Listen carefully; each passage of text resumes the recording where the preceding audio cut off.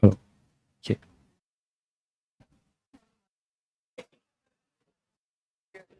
Test.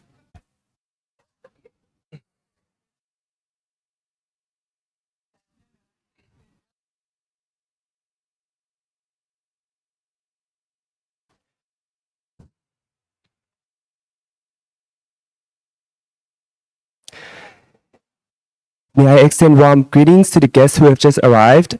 For this morning's agenda, we will kick off with an opening session, followed by panel discussion on ASEAN UK cooperation and the SDGs, followed by thematic discussion on green finance, climate change, and the energy transition in ASEAN.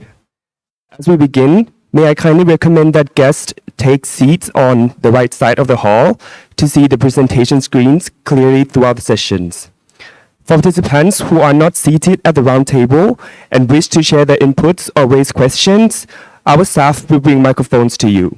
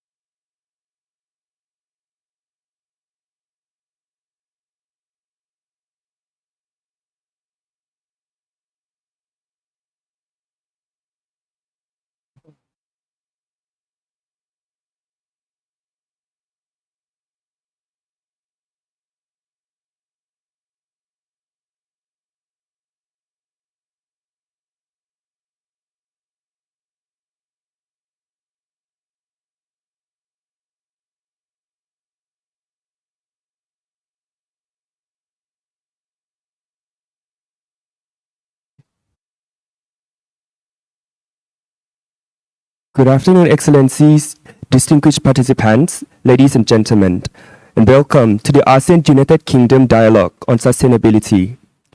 We are ready to commence with the opening remarks from our distinguished speakers who will set the tone for our dialogue. May I have the honor to invite His Excellency Chetaphan Mak Sampan, Deputy Permanent Secretary, Ministry of Foreign Affairs of Thailand, to deliver his remarks. Thank you. Thank you, Excellencies, distinguished guests. Sawadee krab. So I'm happy to be here, especially I have met many of you here also, ambassadors. So it's nice to meet you again. It is my great pleasure to extend a warm welcome to the ASEAN UK Dialogue on Sustainability at our ministry today. As the ASEAN Coordinator for Sustainable Development Cooperation, Thailand is pleased to host this event as part of our continued commitment to strengthening regional cooperation on sustainable development. Amid the growing global complexity and uncertainty, compounded by the triple planetary crisis, sustainable development is no longer an option, but a shared imperative that helps us manage risk, build resilience, and ensure durable and inclusive prosperity. It has always been Thailand's long-standing commitment to mainstream sustainable development across ASEAN's cooperation with external partners. We firmly believe that sustainable development is an area of true win-win cooperation, as every country stands to benefit from a more livable, resilient, and sustainable world.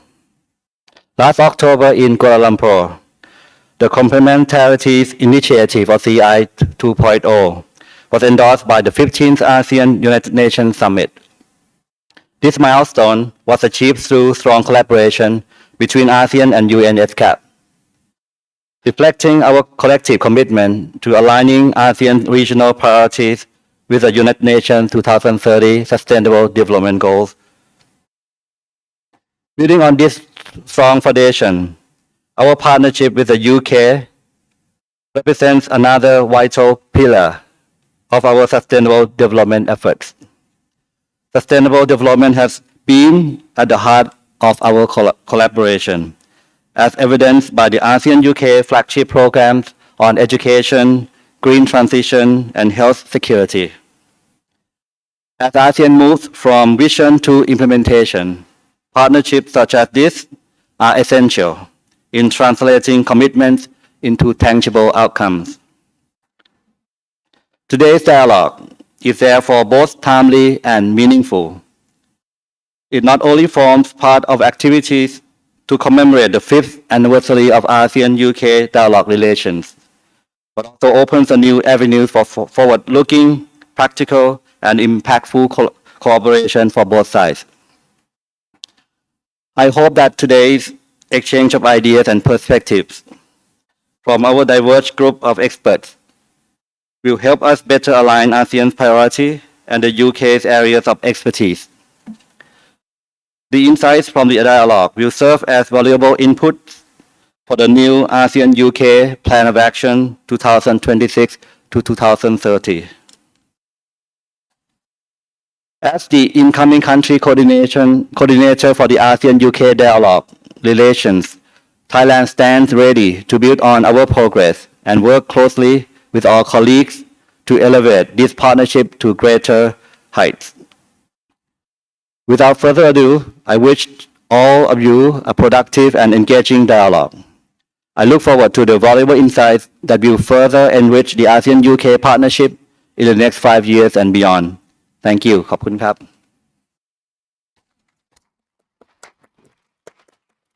Thank you, Excellency. Up next, we have a video message from Ms. Christina Scott, CMG, Director General Network, ASEAN SOM Leader of the United Kingdom, Foreign Commonwealth and Development Office.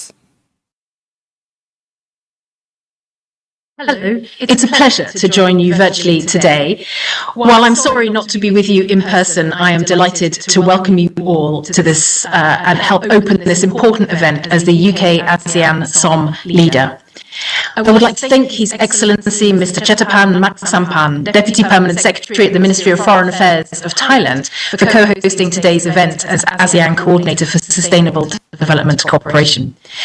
I'd also like to thank His Excellency Mr. Pham Viet Hong, Ambassador of Vietnam to Thailand, for his valued support as our ASEAN country coordinator. A warm welcome as well to all our guests from ASEAN member states, the ASEAN Secretariat, ESCAP, and participants in the Asia-Pacific Forum for Sustainable Development. 2026 marks the 5th anniversary of the UK-ASEAN Dialogue Partnership. In just 5 years, the relationship has become a strong and dynamic partnership. We were recently pleased to host the ASEAN Secretary-General in the UK for a substantial visit, and I look forward to welcoming ASEAN SOM leaders to the UK later in March. These engagements reflect the growing depth of our cooperation. Our anniversary is a chance both to reflect and to look ahead. I am really pleased that this event focuses on sustainable development and the SDGs, which sit at the heart of the UK-ASEAN partnership. They were central to our last plan of action and will remain so as we begin drafting the next. Together, we have already achieved much across education, climate, health, economic growth, and peace and security. Our task now is to deepen this cooperation and focus on where we can have the greatest impact over the next 5 years. This is a critical moment. Many SDGs are, of course, off track. The global order is changing and technology is transforming our societies. These shared challenges demand stronger partnerships and new ways of working together. Governments, multilaterals, the private sector and civil society all have a role to play.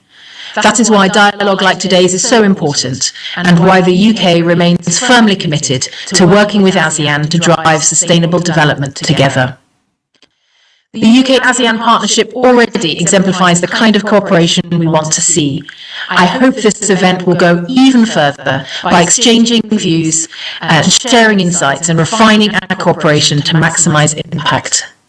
As a steadfast dialogue partner with shared interests in these global challenges, the UK remains committed to working with ASEAN to drive sustainable development and invest for the long term, boosting prosperity across ASEAN and the UK. Thank you, and I wish you all the best for a very successful event.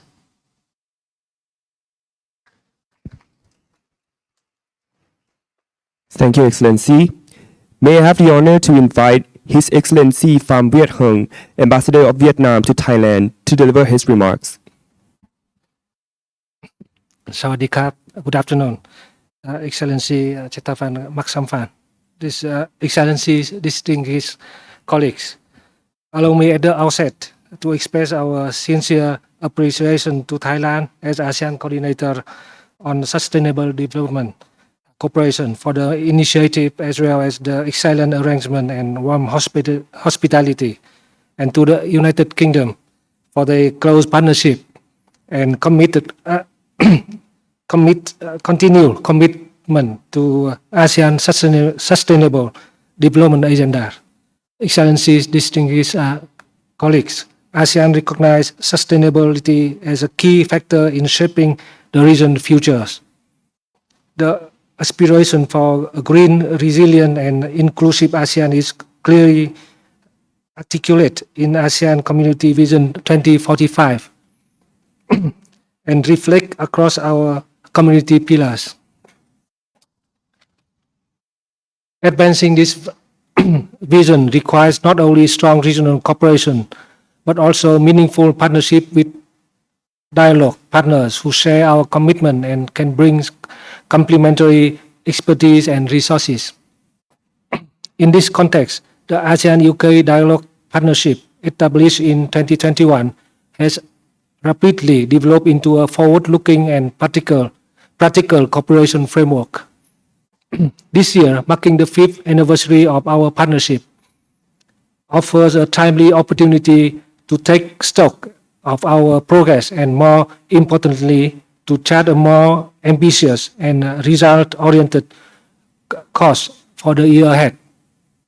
As a country coordinator for ASEAN-UK relations, Vietnam remains committed to working closely with all ASEAN member states and ASEAN Secretariat and our UK partners to ensure that this dialogue helps to translate priorities into actionable cooperation that responsive to the region's evolving needs.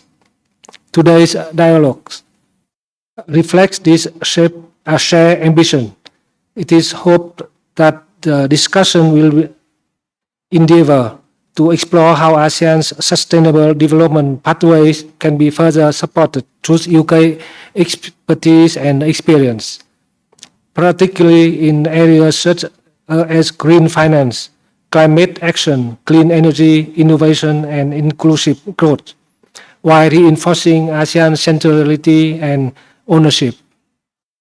Strong emphasis is also placed on the multi-stakeholder engagement, the participation of international organizations, academia, the private sectors, underscore our collective understanding that sustainability is the shared responsibility that requires inclusive and innovative approaches. Excellencies, distinguished colleagues, looking ahead, we hope that the insights and the ideas generated today will contribute to informing the next ASEAN-UK a plan of action strengthen synergies with ASEAN initiatives, such as the Complementary Initiative 2.0, and contribute to building long-term partnerships that deliver tangible benefits for our peoples. In closing, I wish the dialogue every success and look forward to constructive and forward-looking discussions. Thank you. Thank you, Excellency. Thank you to our distinguished speakers for their insightful words as we begin this dialogue. Now, we will hear an overview of current ASEAN-UK cooperation, as well as progresses and ASEAN initiatives on sustainable development.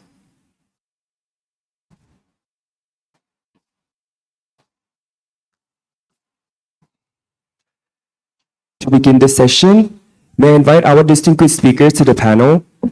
Mr. Peter Rajadistan, Minister Councillor for Development, UK Mission to ASEAN, Foreign, Commonwealth and Development Office. Mr. Bala Kumar Palaniappan, Director of External Relations Directorate, ASEAN Secretariat.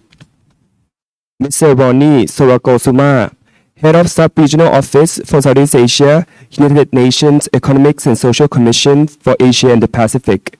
And Mrs. Chatwadi Jindawong, Deputy Director General, Department of ASEAN Affairs, Ministry of Foreign Affairs of Thailand.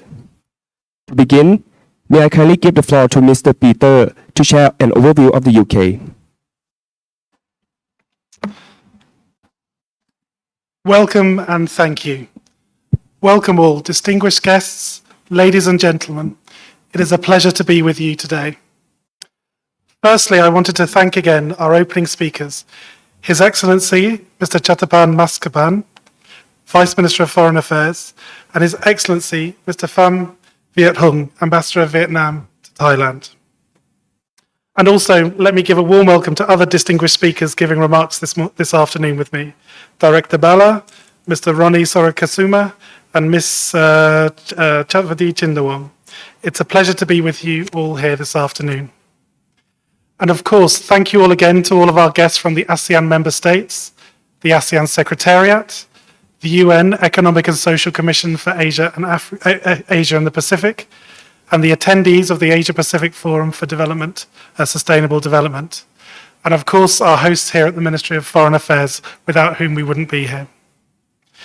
It's a pleasure to see a full room gathered here to discuss sustainable development.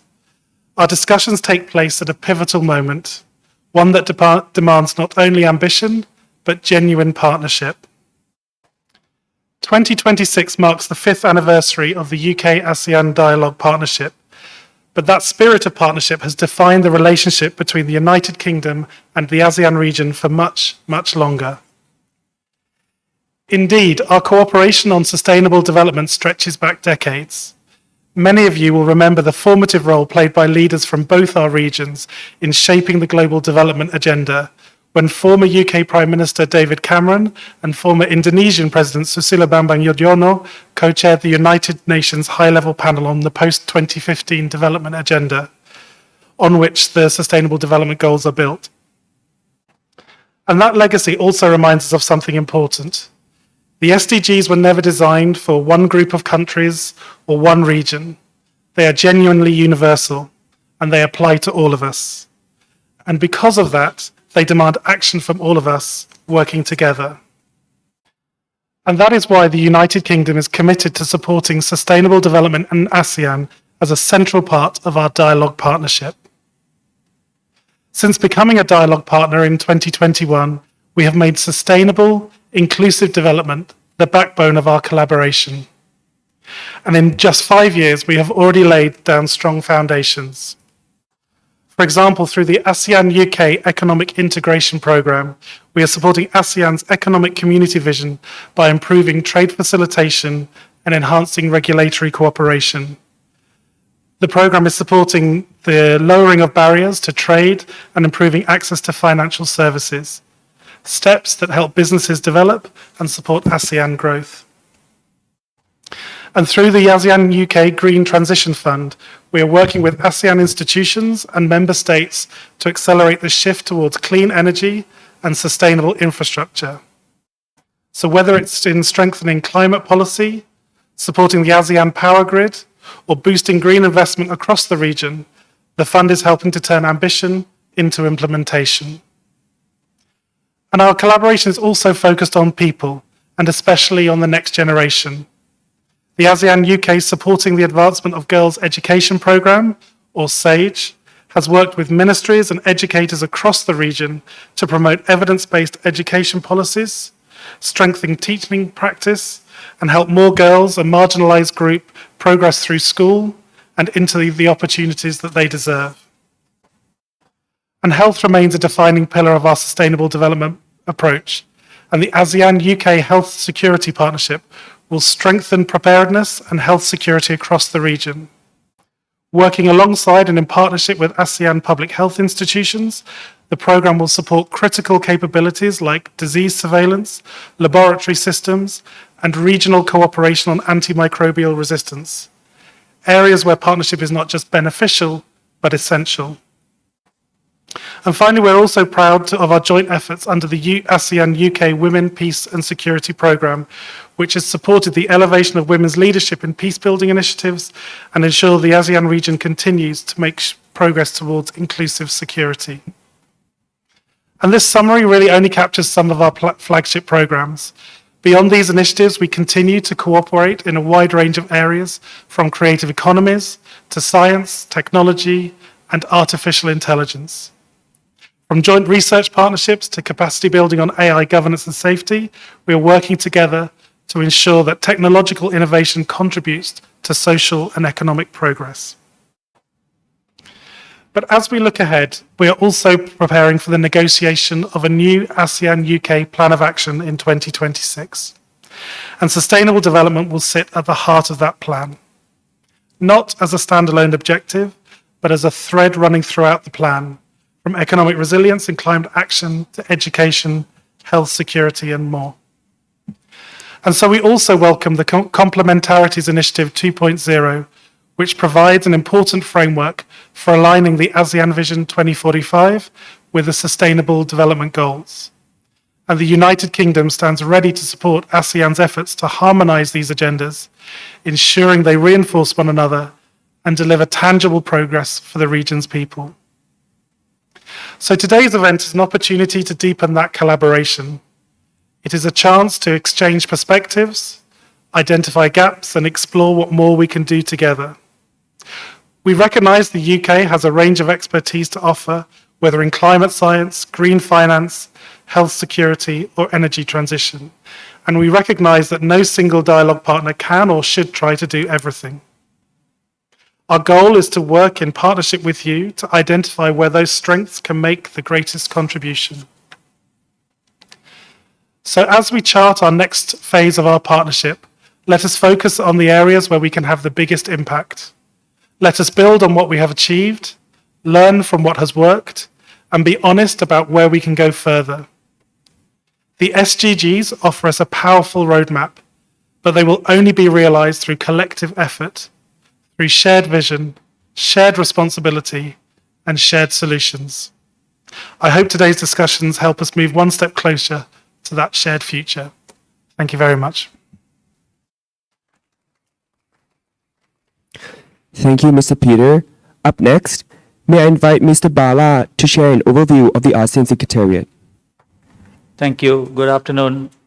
Let me also thank our opening speakers, His Excellency Chetapan Maksapan, Deputy Permanent Secretary, Ministry of Foreign Affairs of Thailand, His Excellency Pham Viet Hung, Ambassador of Vietnam to Thailand, fellow speakers, Excellencies, distinguished guests, ladies and gentlemen. It is a pleasure to join you all today in Bangkok for this ASEAN-UK Dialogue on Sustainability.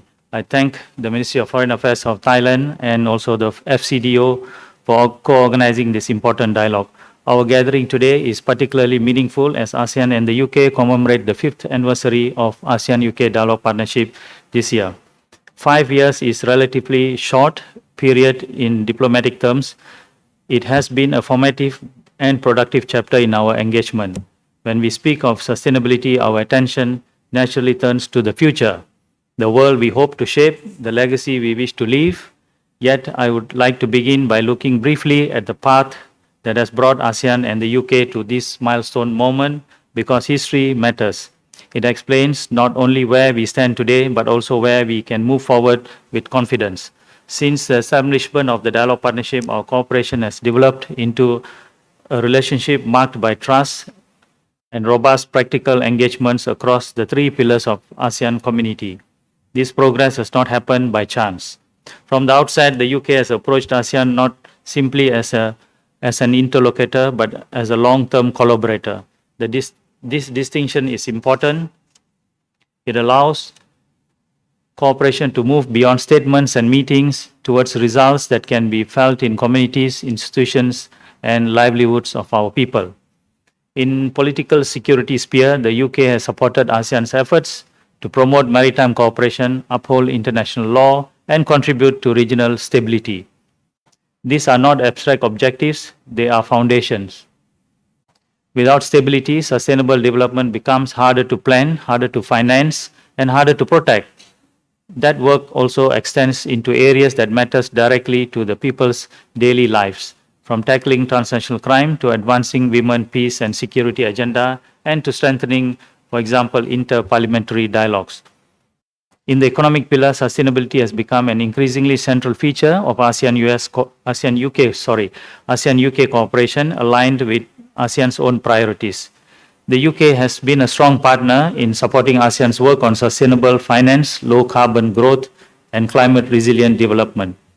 This cooperation reflects a clear reality, which is prosperity and environmental responsibility must advance together or neither will endure. The ASEAN Green Transition Fund stands for a flagship example of this approach. It is designed to help member states translate commitments into practical actions, including climate resilient infrastructure and sustainable cities. Importantly, it recognizes the diversity within ASEAN, supporting progress in ways that reflect national circumstances and allowing member states to advance at their own pace while keeping sustainability firmly within the development planning. Our cooperation has also advanced work on digital economy and innovation, recognizing that technology is an enabler of sustainable solutions.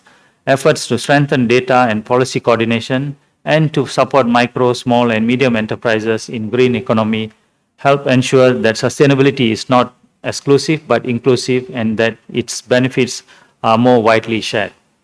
People-to-people exchanges remain equally vital to the story of ASEAN-UK relations. The UK's support for education, skills development, capacity building, including ASEAN Chevening Scholarship and initiatives supporting women in STEM, are investments in human capital that will carry sustainability forward over decades, not merely in the years to come. This brings us to the crux of today's dialogue. Sustainability is not a standalone issue. It cuts across sectors, borders, and generations. ASEAN recognizes this clearly. Our long-term vision, which is we call ASEAN 2045, our shared future, places sustainability at the heart of regional development with the aspiration of a green ASEAN, anchored in green and blue economic priorities. Important to this vision is the Complementarities Initiative 2.0, which outlines 5 priority areas known by the acronym GREEN: green investment and finance, resource efficiency, energy transition, environmental protection, and nature-based solutions. In parallel, ASEAN is undertaking targeted efforts to mitigate marine pollution and advance plastic circularity, working in tandem with sustainable management of coastal and marine ecosystems to ensure our blue economy remains resilient. To protect these gains from climate-induced hazards, we are also strengthening our disaster risk reduction architecture through enhanced risk management. Ultimately, recognizing that environmental stability is inseparable from human well-being, we are focused on transforming demographic shifts to an engine for equity to ensure that transition to a greener economy is both inclusive and people-centered. In this context, the UK's partnership is particularly valuable.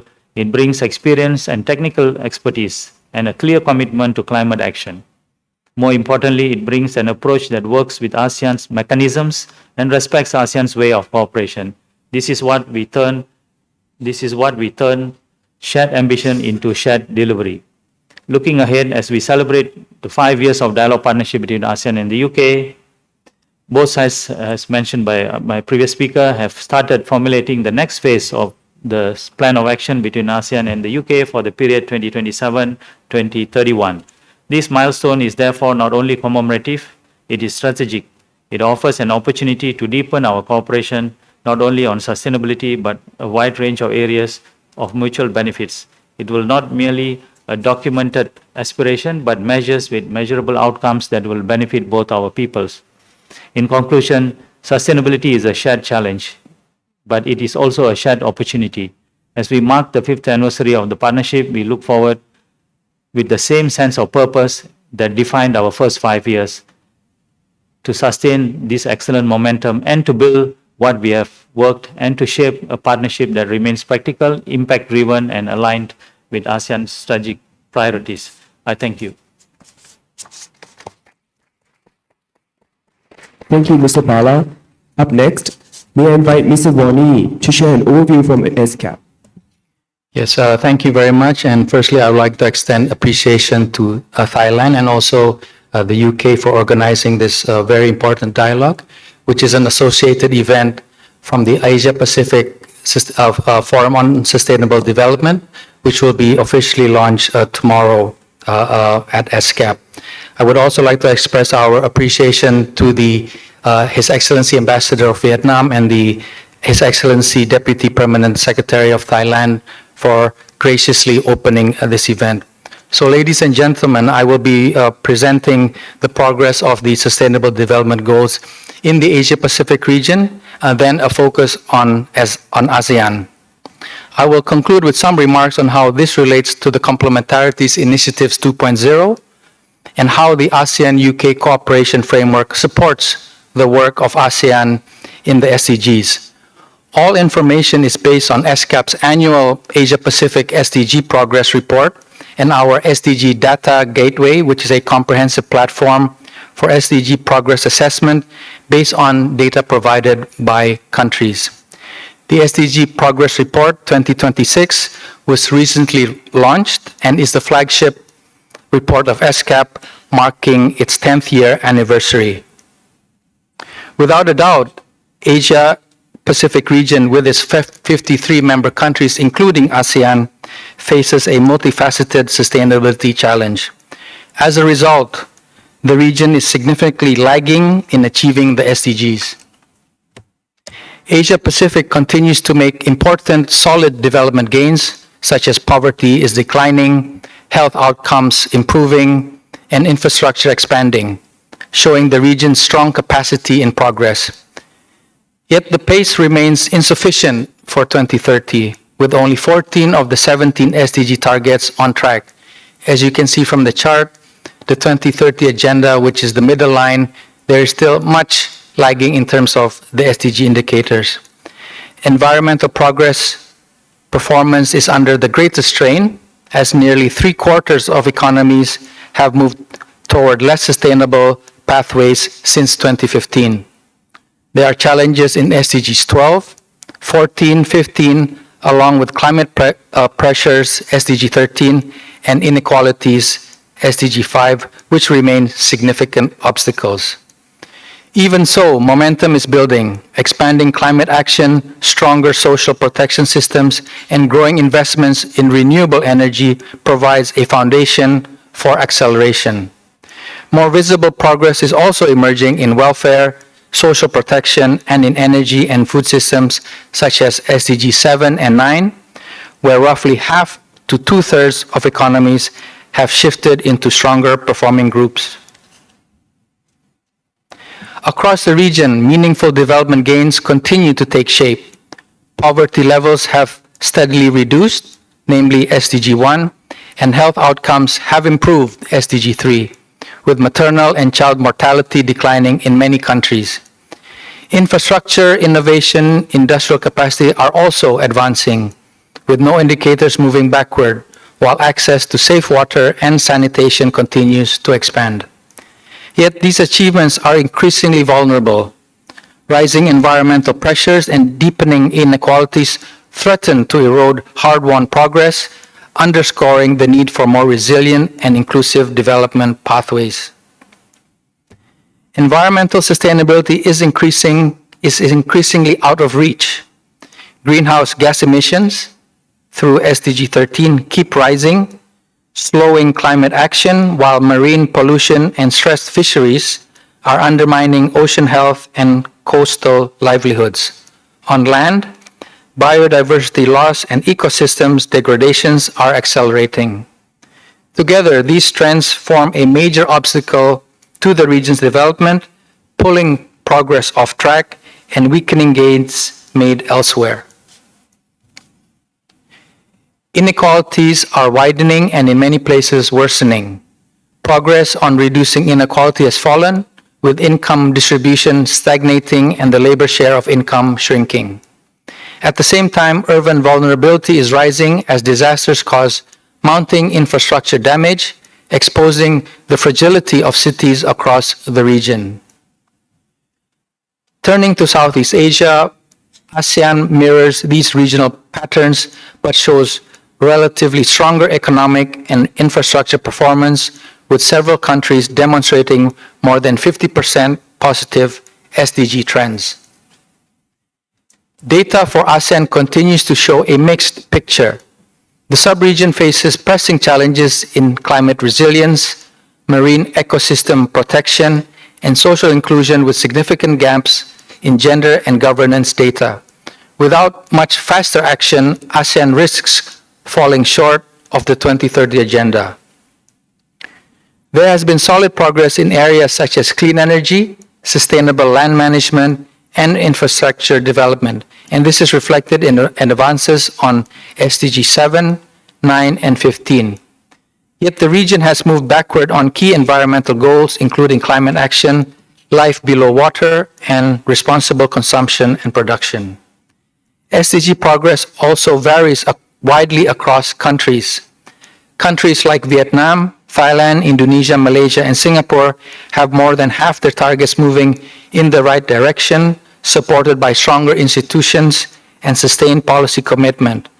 In contrast, Cambodia, Laos, PDR, Myanmar, and Timor-Leste show far fewer positive trends, constrained by limited resources, structural vulnerabilities, and conflict-related disruptions. These widening differences highlight how uneven development has become across neighboring countries.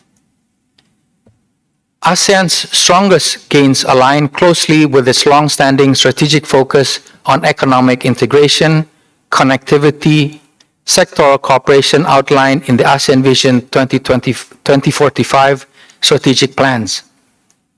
Investments in industry, innovation, and infrastructure continue to deliver results, supported by coordinated actions under the ASEAN Economic Community Blueprint. Steady improvements in maternal and child health, and notably poverty reduction, especially in middle-income members, reflect progress under the ASEAN Social Cultural Community Blueprint. Several member states also benefit from near universal electricity access, stronger financial inclusion, and SME formulation. Priorities reinforced through ASEAN's cooperation with dialogue partners, including the UK and UN agencies under frameworks such as the ASEAN-UN Comprehensive Framework. Together, the advances show where ASEAN development mode and its partnerships are most effective, even as work continues under the region's post-2025 strategic visions.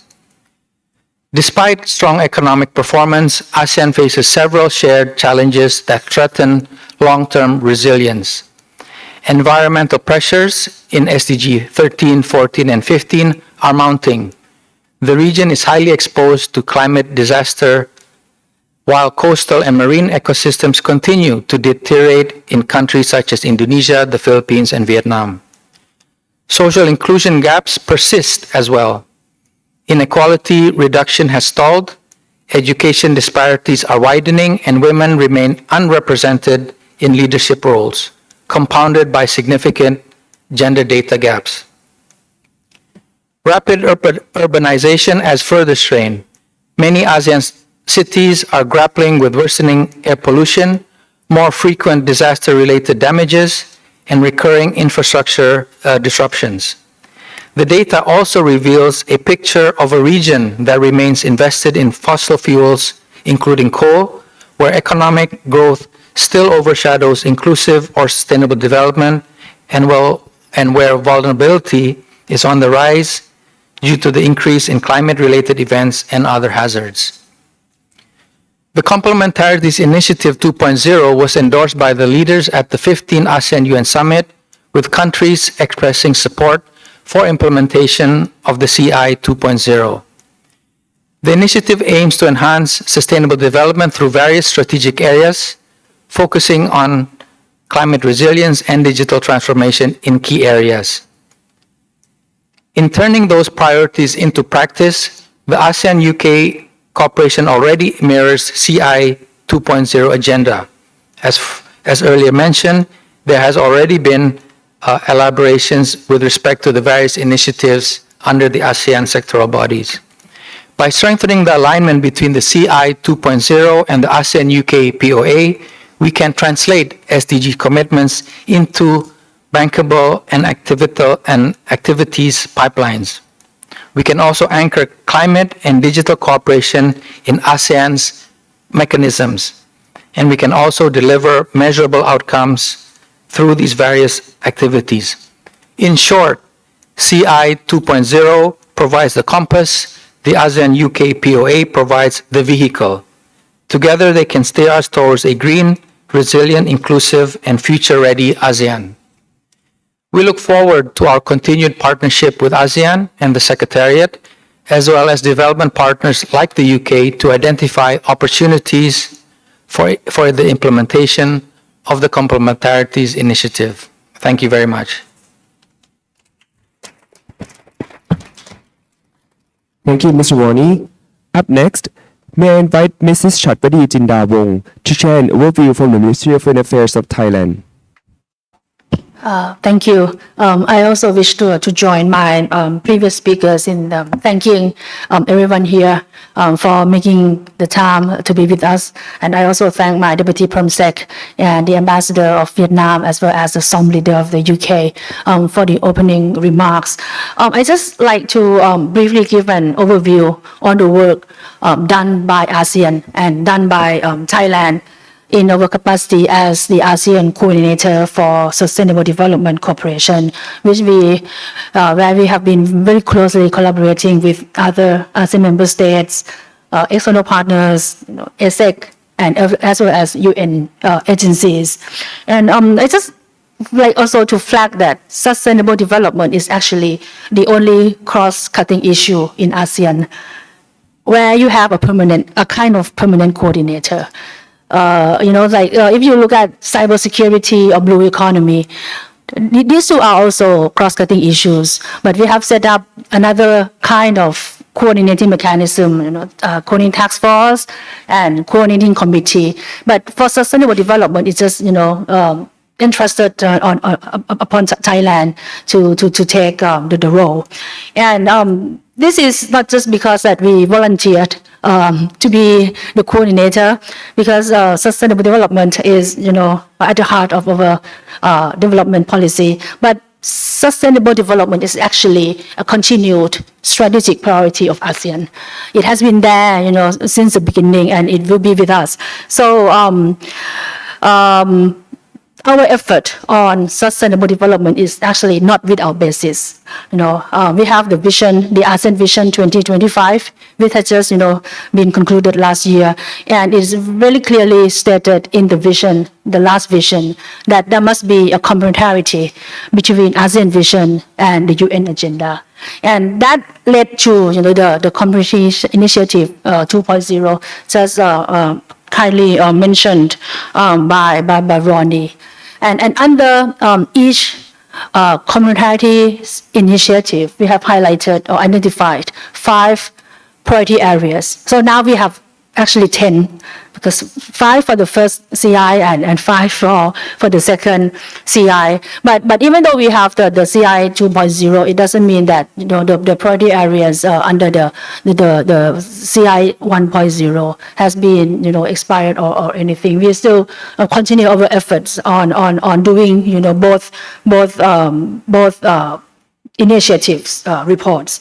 And under this initiative, we have also sought to strengthen our institutional capacity.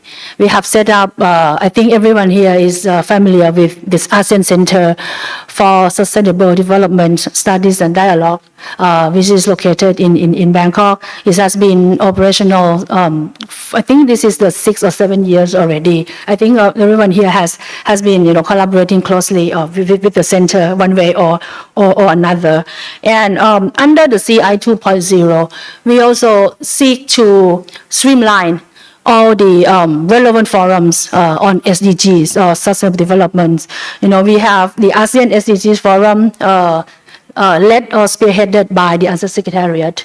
We have the SCAP Multi-Stakeholder Forum, where we engage all the stakeholders, CSO, academia, private sector, in the implementation of the SDGs. And we also have, our ministry, Thailand, we also, has done an AOIP forum. We launched it, the first one we launched it during the Laos chairmanship in 2024. And I think it was initiated by Indonesia, the AOIP forum. And SDGs or sustainable development is one of the priority areas under the ASEAN Outlook on the Indo-Pacific. So, and in our capacity as the ASEAN coordinator, we like to mainstream, as mentioned by Deputy Permanent Secretary in his opening remarks. We intend and we aim to mainstream, sustainability, sustainable development into cooperation with our external partners. And then we intend to continue our effort, to engage with our dialogue partners, stakeholder dialogue partners, and development partners in sustainable development in support of the implementation of the AOIP. So, we have so many forums and forums, and this year, we are trying to streamline all these forums and put it under one umbrella with an additional kind of forum, a networking forum for all ASEAN centers. We have several ASEAN centers that work on issues relating to SDGs. So we like, to promote synergy of the work of not just ASEAN member states, but also other ASEAN bodies and centers. And as a cross-cutting issue, sustainable development spans across several ASEAN sectoral bodies in all 3 pillars. And I think it is quite worth to note that ASEAN shares priorities and deliverables in the past years. We have some elements, regarding sustainable development. Like last year, Malaysia's chairmanship, the theme is inclusivity and sustainability. And, we launched the ASEAN Center of Excellence for MSMEs in green transition. That was, last year chairmanship. For the Philippines chairmanship this year, I look at the, priorities paper, and there are so many priorities, on health, on climate, on disaster risk reduction, on food security, and many others. And all these are linked to SDGs. So this is a clear demonstration that, sustainable development is something that ASEAN holds dear in our heart.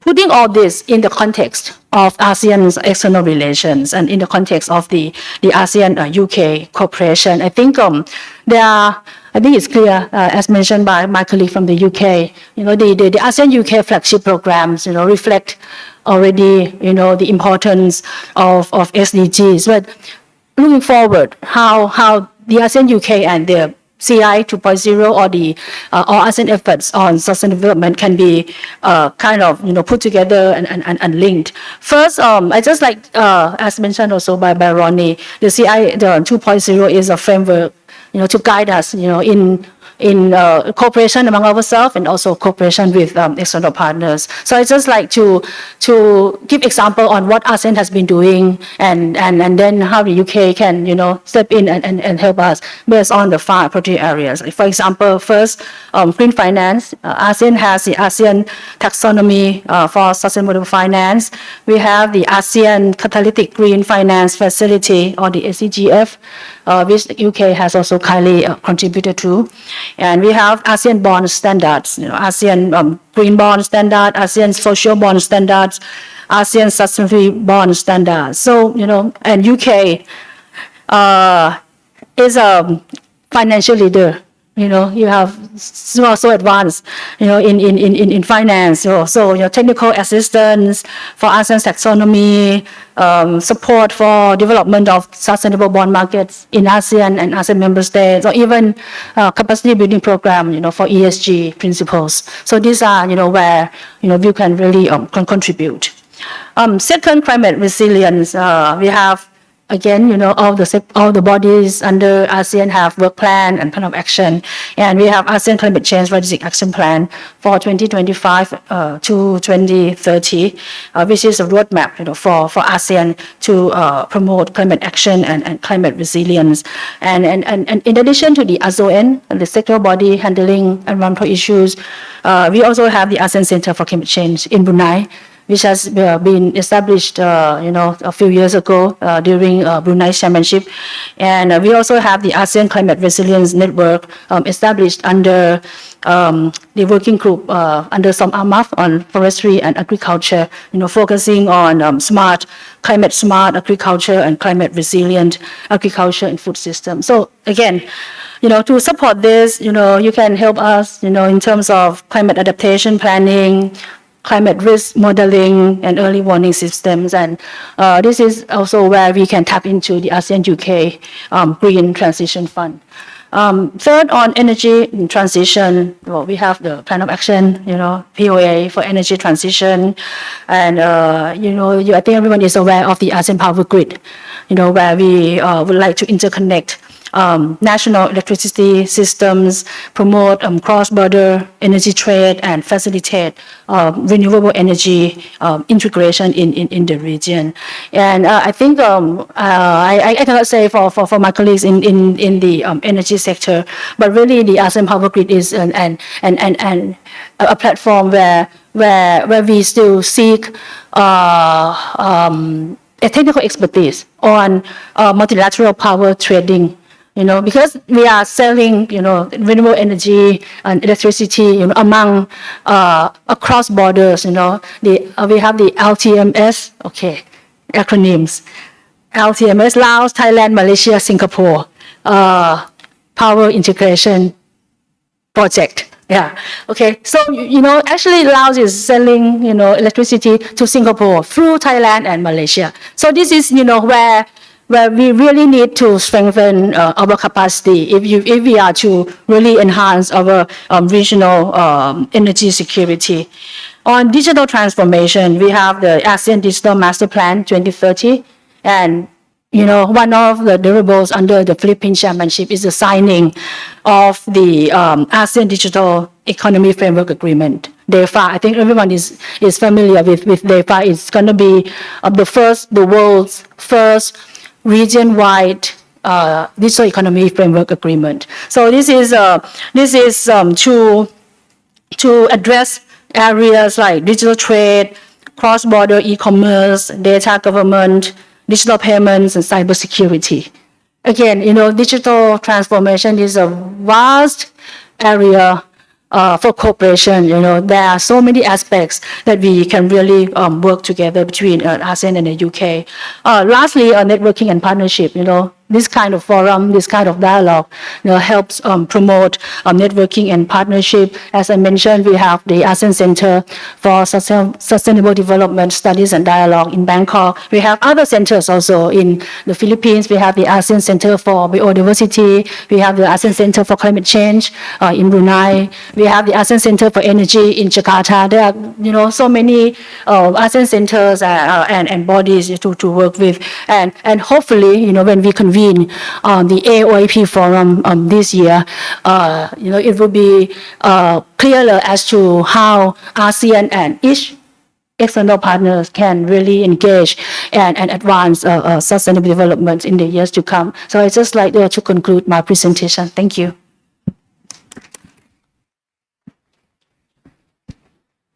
Thank you, Ms. Chatwadi. That's the end of our first fruitful discussion of this session. We will now move on to the panel discussion on the ASEAN-UK cooperation and the SDGs.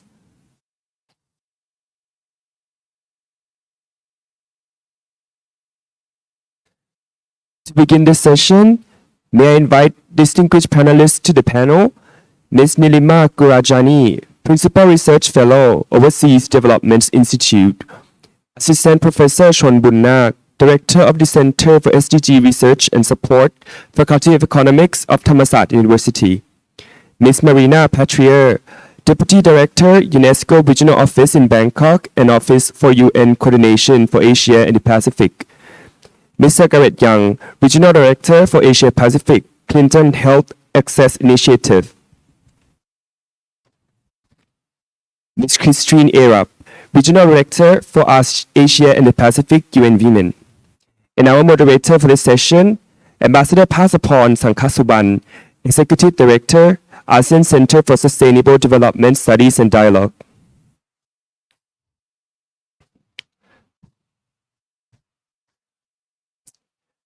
Ambassador, the floor is yours.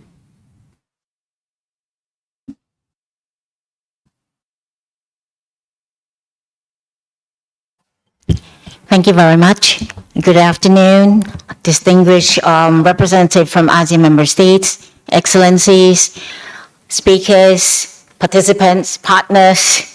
Welcome to this session of ASEAN-UK panel discussion, which come very timely, and it has strategic moment for both ASEAN and UK as we collectively reflect on the future direction of ASEAN-UK cooperation and the next phase of the plan of action. This session is intended to be not a conventional discussion, but it's a forward-looking, evidence-informed dialogue on how development cooperation itself is evolving. This evolution, as you may know, for ASEAN as a region is shaped by diversity, middle-income dynamics, strong national ownership of development pathways. With this in mind, I would like to introduce the outstanding group of panelists who will bring diverse perspective from policy, research, academia, UN agencies, and implementation, which involves education, health, inclusion, and cooperation models. With me, the first person is Ms. Nilima Gurajani from the Overseas Development Institute. Kun Nilima will help frame the broader shift from the traditional aid towards beyond aid and post-aid cooperation models. She can also bring about on how partnership approaches based on mutual interest, policy coherence across development and security, and emerging financing tools such as blended finance can shape the next phase of the ASEAN-UK cooperation. Next, we are joined by Dr. Chon Bunnak from SDG Move at Thammasat University. Ajahn Chon will bring a strong research and implementation perspective, focusing on what actually constrains progress on the ground. He can also reflect on how evidence monitoring and learning systems can help distinguish what works and how local experiences can inform regional cooperation priorities. Next, we also welcome Ms. Marina Patria from UNESCO Bangkok. Kun Marina will focus on education as a foundation capability for development. She can also reflect on how ASEAN-UK cooperation can support education mobility, joint learning networks, and durable collaboration platforms that strengthen human capital and regional integration. Joining with us also Mr. Garrett Young from the Clinton Health Access Initiative, or CHAI. Kun Garrett will address health system strengthening in a context where development finance is shifting and private sector involvement is expanding. He can also highlight sustainability challenge and how ASEAN-UK partnership can effectively manage private sector engagement while ensuring measurable development outcomes. Finally, we have the honor to have Ms. Christine Arab from UN Women. Kun Christine will bring a critical cross-cutting perspective on inclusion and gender mainstreaming within evolving cooperation frameworks.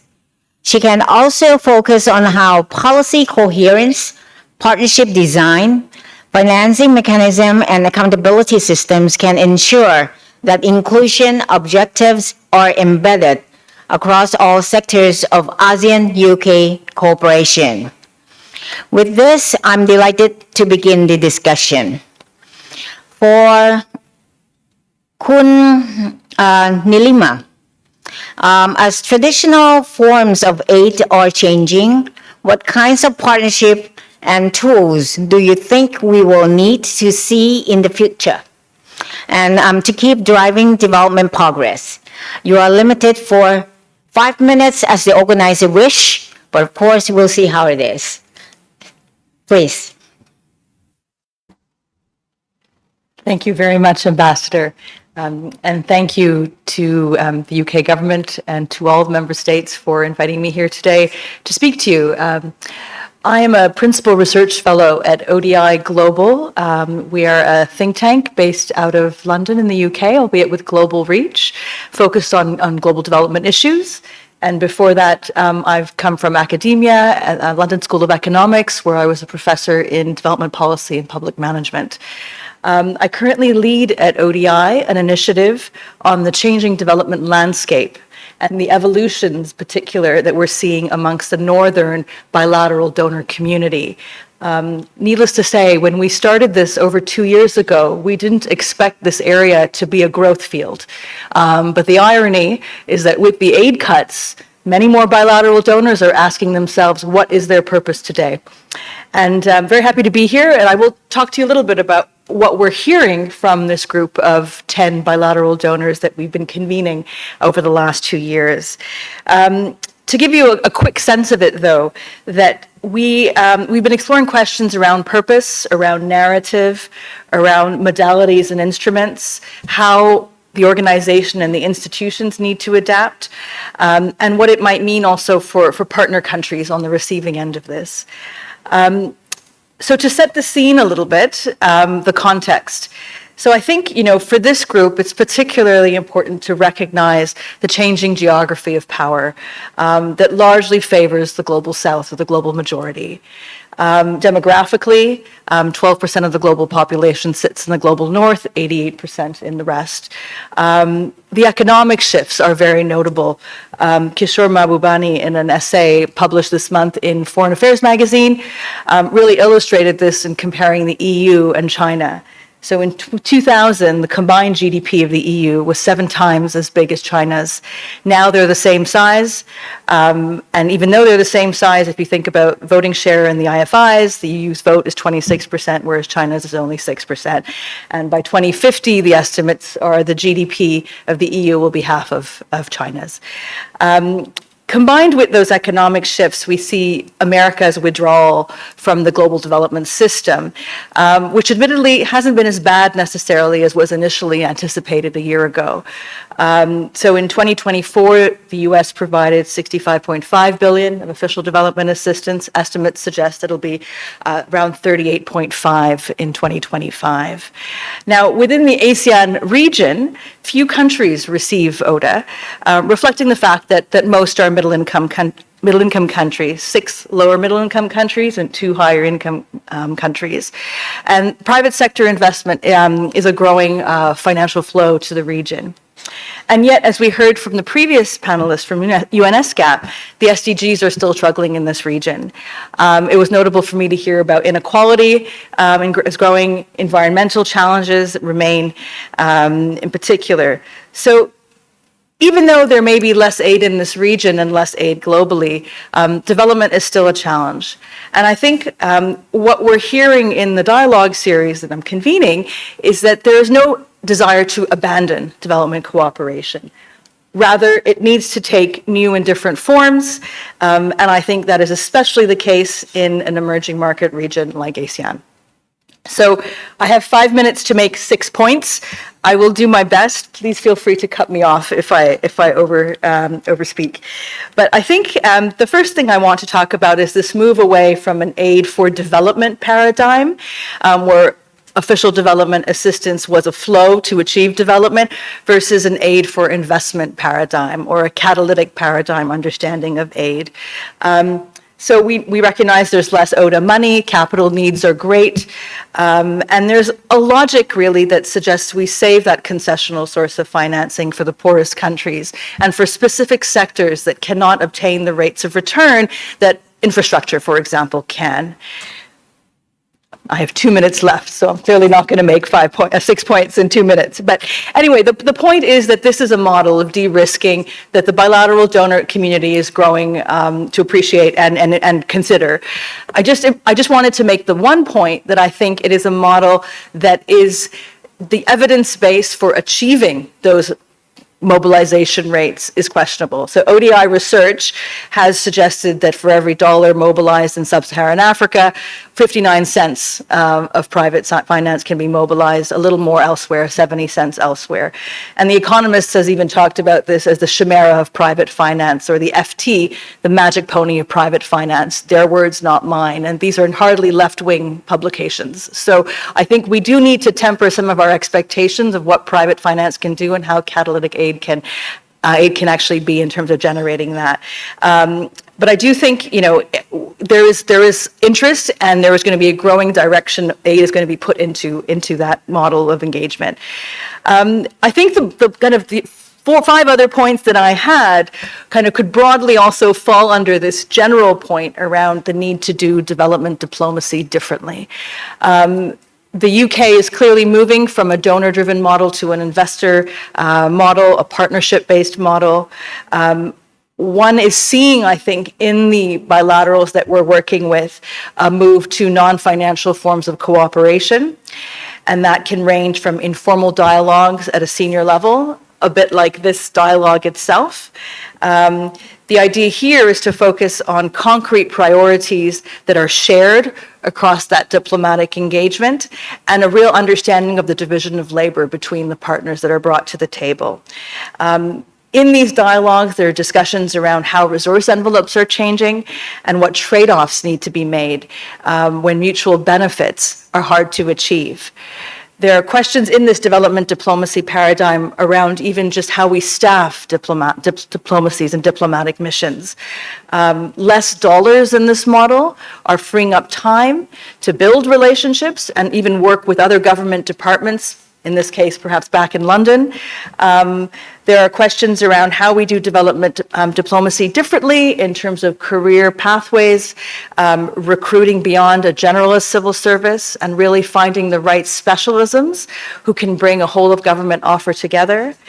And diplomats being able to basically secure across government the right people at the right time and beyond, within government and beyond. So that, in a nutshell, is the kind of broad paradigm that these dialogues are kind of converging on for a new partnership model.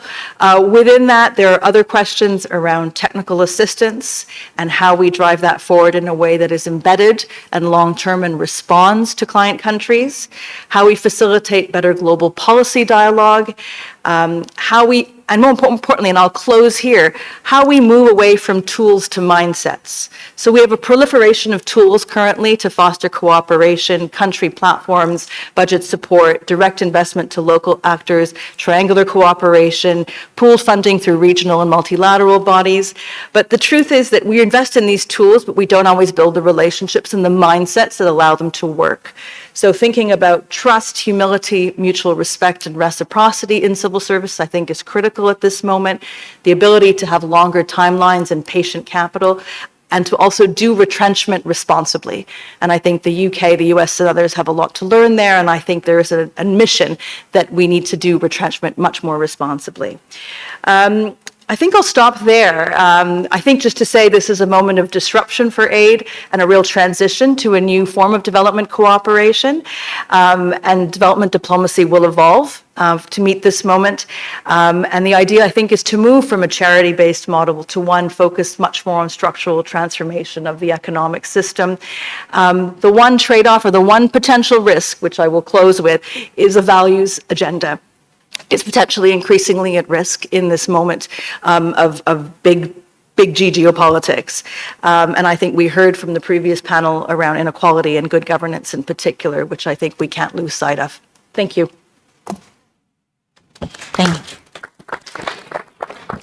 Thank you very much, Kun Delima, for a very interesting presentation. I know that time is quite limited in a way, but I'm sure that there are issues that you can elaborate more if times allow. With that, may I go to Ajahn Chon Bunnak. The question, as you are leading research and support SDG delivery in Thailand and beyond, based on your research, can you share some insights and what steps are most effective in SDG delivery and what approaches don't seem to work? Thank you. Excellencies, representatives, distinguished guests, colleagues and friends, thank you for having me. I have 5 minutes and I have time next to me. Okay, so what I'm sharing with you is my experience in the past 10 years. SDG Move has been established since 2016 as an arm of Thailand Research Fund, and then we moved back to Thammasat University in 2019 when we have a reform in the national research system. So we have been working with government agencies, private sectors, and also universities around Thailand. We did policy research, capacity building, and also communicate knowledge about SDGs. For our Thai colleagues who do some search on SDG on Google, our website will be on the top 5 in the Google search. So 3 things that work, and probably echo with Professor earlier. The first one, principle over icons. Our research and experience with universities and private sector and civil society shows that when we communicate SDGs with principle first and the 17 icons later, I think it's makes understanding more clearer and it can be applied concretely. The principle that I'm mentioning can be the Sustainable Development Principles, inclusive development, resilience, and human rights. Now, these are at least the 4 fundamental principles underlying the SDGs, and if we can communicate these principles clearly to our stakeholders, they can use it as a guiding principle to improve their projects and programs. So it is not just like mapping the project with the SDGs, but they can actually create a deeper change into their projects that actually reflect these principles. So it's not going to be just like a superficial adjustment anymore. So if we have a collaboration between UK and ASEAN, maybe if we can actually promote these principles more clearly and how can we design projects and programs that can be aligned with these principles, it's going to make the real change happen. Not just the change that actually mappable with the SDG 17 goals. The second thing, oh my God, time passed very fast. The second thing that we find and evidence in real life is the leadership. Leadership is really important.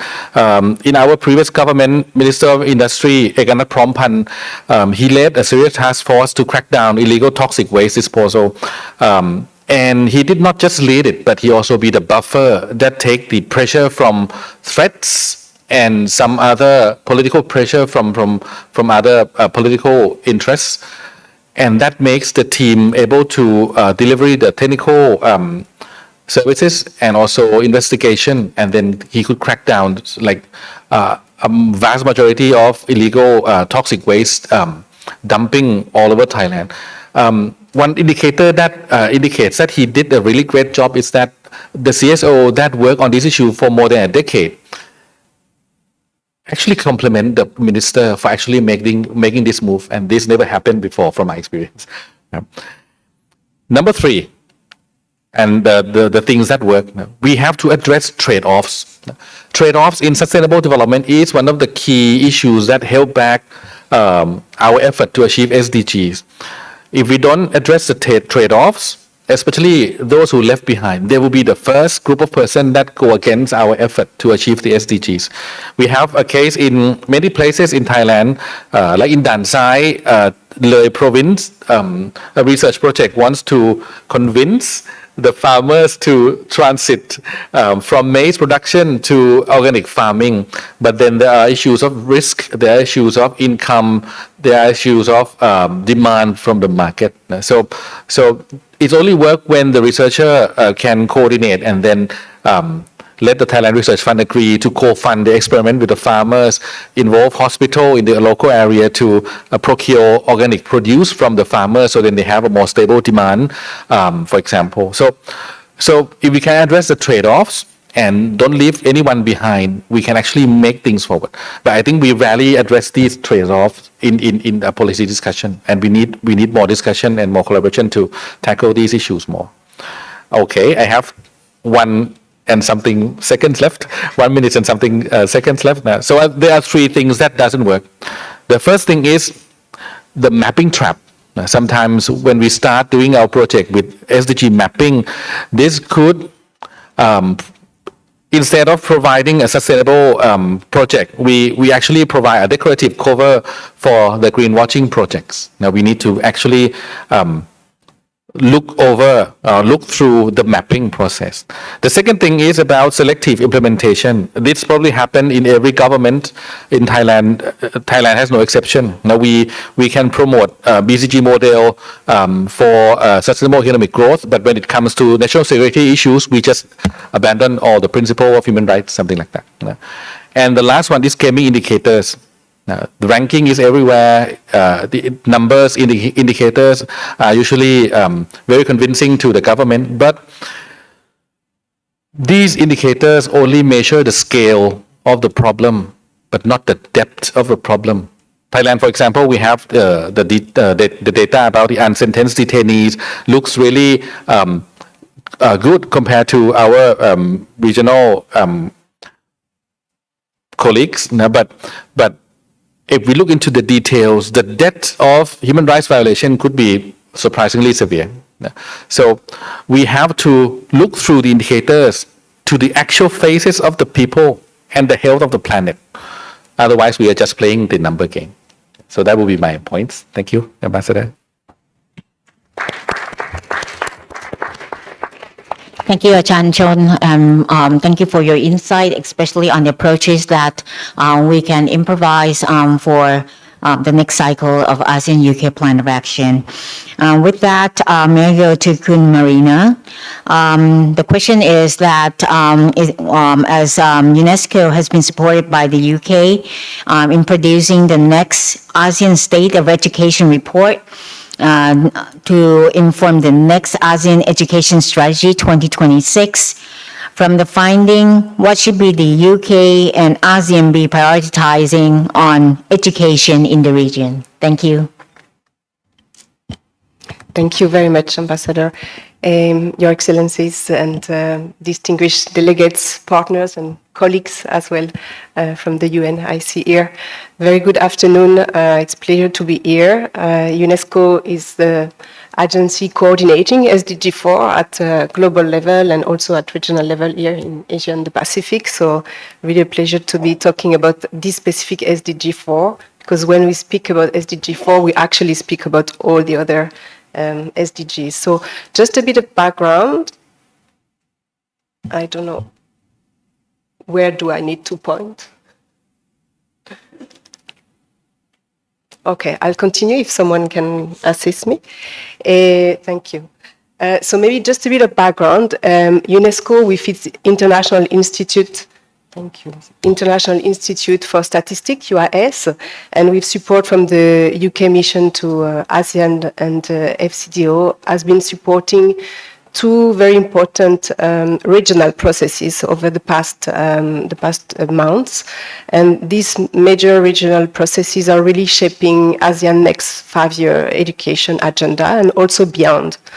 So the first one is the State of Education in ASEAN report. So this is a first comprehensive system-wide assessment across the lifelong learning cycle, consolidating national data and with consultation with ministries of education, some at focal point, for them to identify also where the region stands and what must change to achieve SDG 4. And the second important process is the ASEAN Education Work Plan for 2026-2030. And actually, we can say that we are at advanced stage of consultations, and member states have been defining joint priorities and areas where regional cooperation can accelerate progress. So the findings show that ASEAN is actually at a crossroads. There is a lot of improvement in terms of access, in terms of enrollment, but challenges persist in learning outcomes, equity, system resilience, and future-ready skills. So really, one core message is indisputable, is that SDG 4 is really a catalyst also for all the other SDGs, driving poverty reduction, gender equality, health and well-being, etc. Let me help you. Thank you. Thanks so much.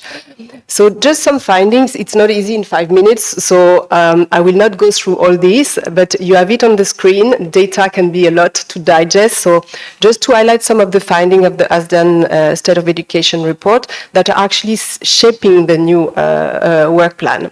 The first one is the learning crisis. Yes, there is a lot of improvements in access, but there is still a lot of challenges in learning outcomes, and I leave it to you to read more the existing data. There is also early childhood warning signs, particularly in participation in the last year before primary education. We still see a lot in education growing inequity, with poverty and location remaining the strong drivers of exclusion. There are some data on poorest learners. There are some data on out-of-school children and youth, particularly at secondary level. And gender patterns also exist, but are actually very different depending on national context. One very important aspect is also the skill mismatch. TVET participation is rising. Again, a lot of good improvement, but it's really far too low for labor market needs. And we have been hearing already today about the digital transition, the greening transition. So this is where investments needs to go. Higher education is another area with a lot of progress, but if you look at the data, enrollment has increased, but the graduation still sits very lower. One important challenge that is very much discussed at global level is also the adequate financing levels, and in general, system capacity, data quality, and governance, and challenges that highlight also opportunities. So, from this research, key priorities that the member states have been discussing, they're not all here, but really it's what they have been discussing, what could be done for greater impact. So first, prioritizing foundational learning. This is really a must in ASEAN, but beyond ASEAN, is the same in Asia Pacific in general.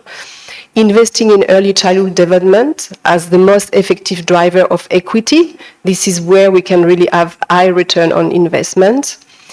Strengthening TVET and skill system for green and digital economy with industry-linked training and teacher professionalization and retention. But the member states have also identified priority areas that are cross-cutting to all levels of education system. One is the closing the digital divide, and here it's not just about connectivity, but meaningful use, digital literacy, safe technology, AI-ready systems, etc. Another cross-cutting issue is the integrating resilience and preparedness for climate change into the education system. reinforcing education, financing and governance, and deepening regional cooperation. And here, building on ASEAN momentum, another speaker in the previous panel was mentioning all the existing frameworks and guidelines in ASEAN in education. There are many on higher education, out-of-school children, school safety. So ASEAN really has a lot to build on, and also in terms of regional benchmarking and monitoring. So maybe just to conclude, accelerating SDG 4 through regional cooperation, definitely multilateralism and regional cooperation are essentials to meet ASEAN education ambition and accelerate SDG 4. ASEAN has the mechanism, the momentum, and the partnerships actually in the education sector that are needed to drive SDG 4 progress strategically and collectively. And their new education plan, your new education plan, is really a testimony to that. And developed with the support of the UK and UNESCO, actually this plan really offers a unique opportunity to invest where returns are highest. It's the third time I'm repeating this sentence. It's very important, where returns are highest, and we can have bigger impact. And here in education, it's strengthening learning, equity, and system resilience across the region. Thank you very much. Thank you very much. Definitely education is very important for ASEAN, and thank you for your thoughts and your insight on this issue.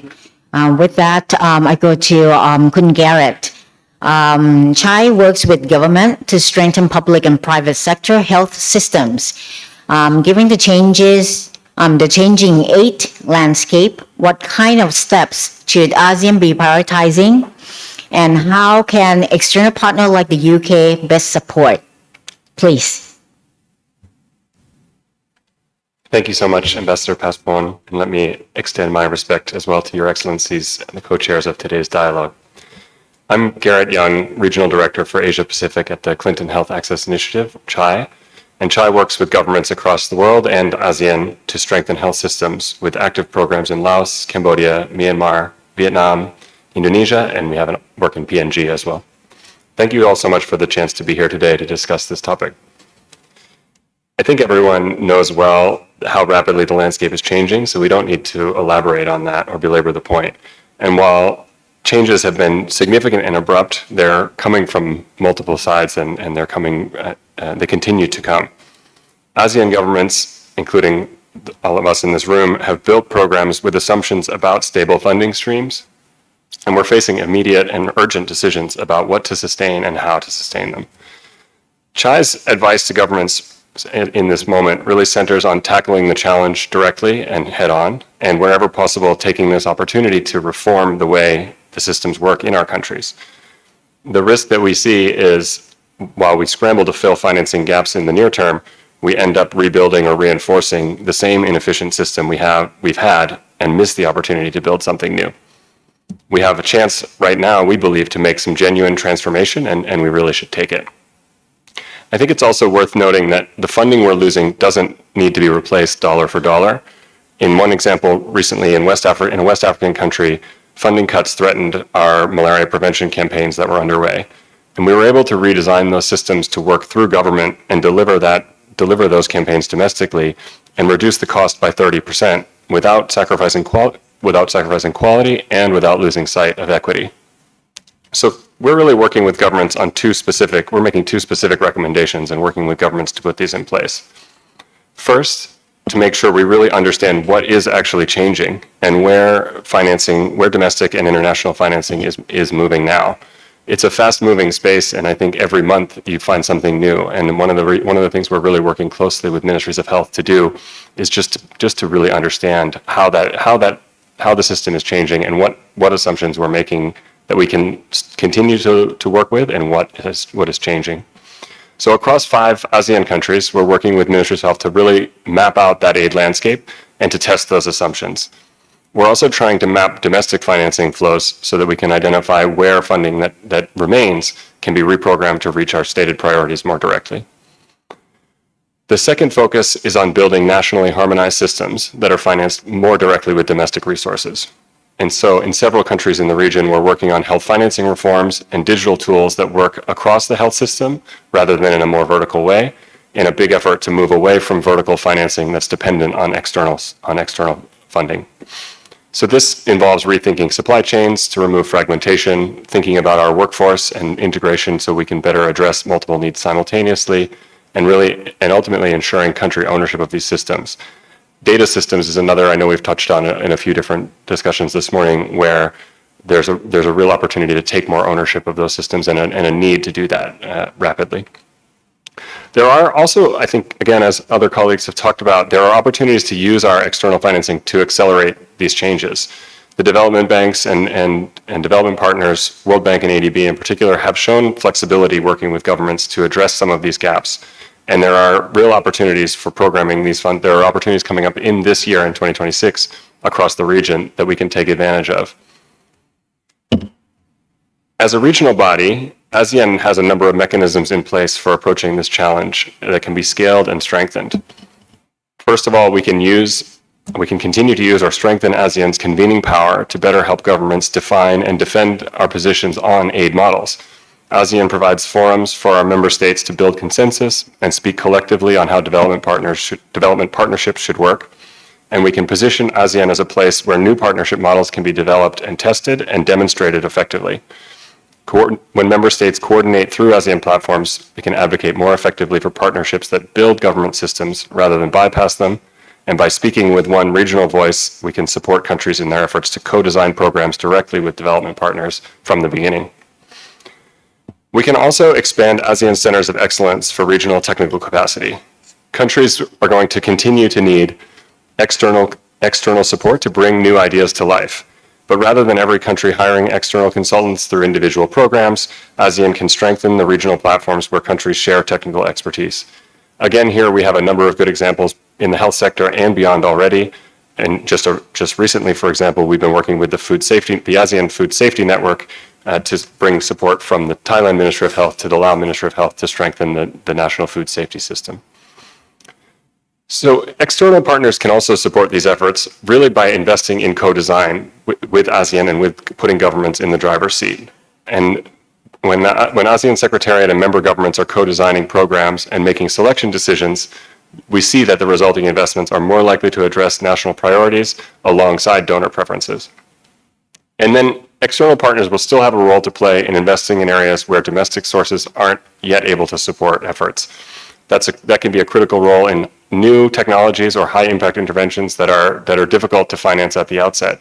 New technologies like the 6-month injectable lenacapavir product for HIV prevention is one example where we can move fast with external financing to bring that to more people as quickly as possible, and where governments can step in down the line to pick up those programs over time. But there are also investments, again, as others have mentioned, where systems reforms that take longer, have longer timeframes, and where we need external financing to accelerate change. We've heard about a couple of examples of these two. The UK ASEAN Health Security Program is one which is regionally driven, partnered between the Secretariat and governments, and I think we'll learn a lot from that implementation in the coming years that we can build on. So I think as we are sitting here today, we still see a real risk that we rebuild the same inefficient system instead of genuinely making some change in the way we work. But dialogues like this and work that's going on across the region and really with the leadership of the ASEAN Secretariat, we can take this moment to build more efficient, more domestically financed systems and come out ahead in the long run. So we really appreciate the opportunity to partner with you all and to really follow the lead of the ASEAN Secretariat and member states in making this happen, and look forward to continuing this work as we move forward. Thank you so much.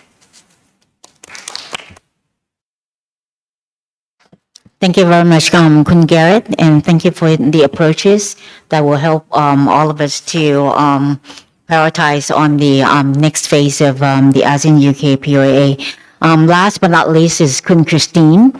The question is that ASEAN has framework for maintaining gender, and while the UK mainstream gender in development cooperation. So why is gender equality so important for sustainable development in ASEAN? And what approaches and tools should we be using to accelerate progress? So Queen Christine, the floor is yours. Thank you so much, Ambassador Passporn, and thank you for so ably managing a large panel like this. I want to start by thanking ASEAN and the governments of Thailand and the United Kingdom for pulling this together. It is incredibly important as we approach the last 5 years before we attain, hopefully, the SDGs. Gender equality, you've all heard the words, there's a pushback. What's really crucial to understand is this pushback is coordinated, it is financed, and it is driven. It is not coincidental, and it is not ad hoc. Similarly, any way to address equality in a true sense requires intentionality. It just won't happen unless all interventions are intentional in the way that you address the reasons why women and men, girls and boys are held back or advancing. And those reasons are based on gender in part, as well as age, location, ethnicity, but gender is crucial. And all men, women, girls, boys are being impacted by this lack of a focused, rigorous focus globally. Where we commend ASEAN is that in the last decade, the member states have been very intentional, particularly as it relates to peace and security, as it relates to tackling violence against women, in trying to ensure that there are robust frameworks out there. And we've seen from the RFPs that have been adopted from ASEAN on ending violence against women, on women, peace and security, what is happening at the country levels. Like our host government here today, just a month and a half ago, adopted its first national action plan on women, peace and security. We have Vietnam moving towards the same. We have Cambodia moving towards the same. And I'm sitting across from the Philippines, who I think is on its 6th iteration or has one of the longest standing national action plans in the world on ending peace and security, women, peace and security's engagement. Why is it important? You cannot advance. You simply cannot achieve the SDGs if you're not achieving SDG 5. And my colleague Ronnie from ESCAP showed the screen. It was the least measurable indicator across Asia and the Pacific. Asia and the Pacific is sort of a region, but there's not a lot of similarities from country to country. But when it comes to the lack of statistics on why women and men, girls and boys may be advancing or may not be advancing, that is a commonality, unfortunately. What is distinct that we see in the ASEAN is that as member states, you have repeatedly said, and it is the main ask that UN Women gets, can you help us improve the statistics? Can you help us measure why women and men are not advancing? And when I sit across from member states at the highest level, they get very frustrated in Asia and the Pacific that in the global measures, the human rights measures, they don't feel that their rank is increasing. The number one reason is women's labor force participation. Now, we just heard Marina from from UNESCO talk about the crucial advancements that have been made on education. And of course, we see across ASEAN, at tertiary level, all levels. In fact, girls might be outperforming boys in a lot of the countries. There's a risk of overcorrecting. It is not translating into sustained advancement in formal labor force participation. And one of the primary reasons for that is the care economy. Globally, our overall movement on women's labor force participation was going okay, not great, and then COVID hit. And then the global north's own labor force participation rate for women sank considerably because as soon as there was a robust care need that the community had, it was women that were going back into the home. You simply cannot advance any country if this is not treated with. As ESCAP pointed out, we have a highest rate in ASEAN of women's political leadership rate now, 23% as of 2023. There's been some elections, so we might have to update that. And that's 23%, that's good. It's not reflective of the incredibly robust civil servants in ASEAN that are women and men. And we know that most of the political parties around ASEAN want to tackle this. And I can tell you that the voters are ready for it.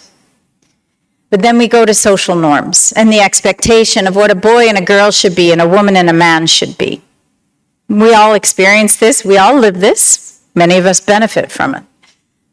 But when you still have 1 in 10 women in this region of ASEAN experiencing a form of violence, and still, more importantly, reluctant to go to the really increased services. And across ASEAN, we've seen a significant increase in the services that the government and civil society have been putting forward, and we commend this. We also see a significant increase in the way that the ASEAN member states want to treat legislatively with violence against women. But we still see that women are hesitant to use the services across all socioeconomic classes. And that is because of social norms and the expectations and the high level of violence against women and girls in the world, 1 in 3, speaks directly to those social norms. So I know I've probably told you many things you already know, but I want to wrap up with one final thing. Where we are seeing great traction and where you will not move any of these needles is with you need the private sector partnership. Now, when we look at women's leadership, again, our host country here has one of the highest levels of women as CEOs and women CFOs in the world. That's not translating into the number of women in politics, with all respect, across all parties. And that is the case across the region. You see an increased dynamic group of women in private sector in ASEAN, and they want to advance farther, and they need that space. But that public-private partnership is going to be the game changer in what advances women's labor force participation, but what also helps change the social norms that are allowing for violence against women to continue, that allow for harassment in the workplace, and that are limiting women's engagement in the labor force participation. Thank you again for having us. Thank you, Queen Christine, for a very important perspective and thoughts. I know that all the panelists have gone so fast. It's just like the arrow swifting into the air. But I hope that the ASEAN member states representative, as well as the audience here, has maintained or been able to understand the approaches that they have suggested. With that, I like to give the floor to the representative of ASEAN member states, starting alphabetically with Brunei. Please, the floor is yours.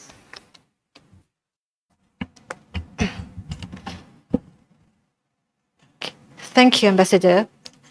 Excellencies, distinguished delegates, ladies and gentlemen, a very good afternoon.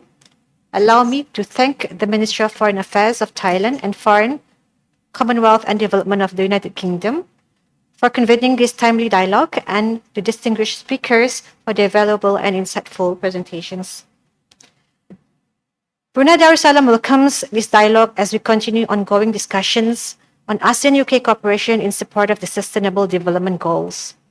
As we collectively advance the 2030 Agenda, we see strong complementarities between ASEAN's community-building efforts and the United Kingdom's experience and expertise in areas such as innovation, sustainable finance, and institutional strengthening.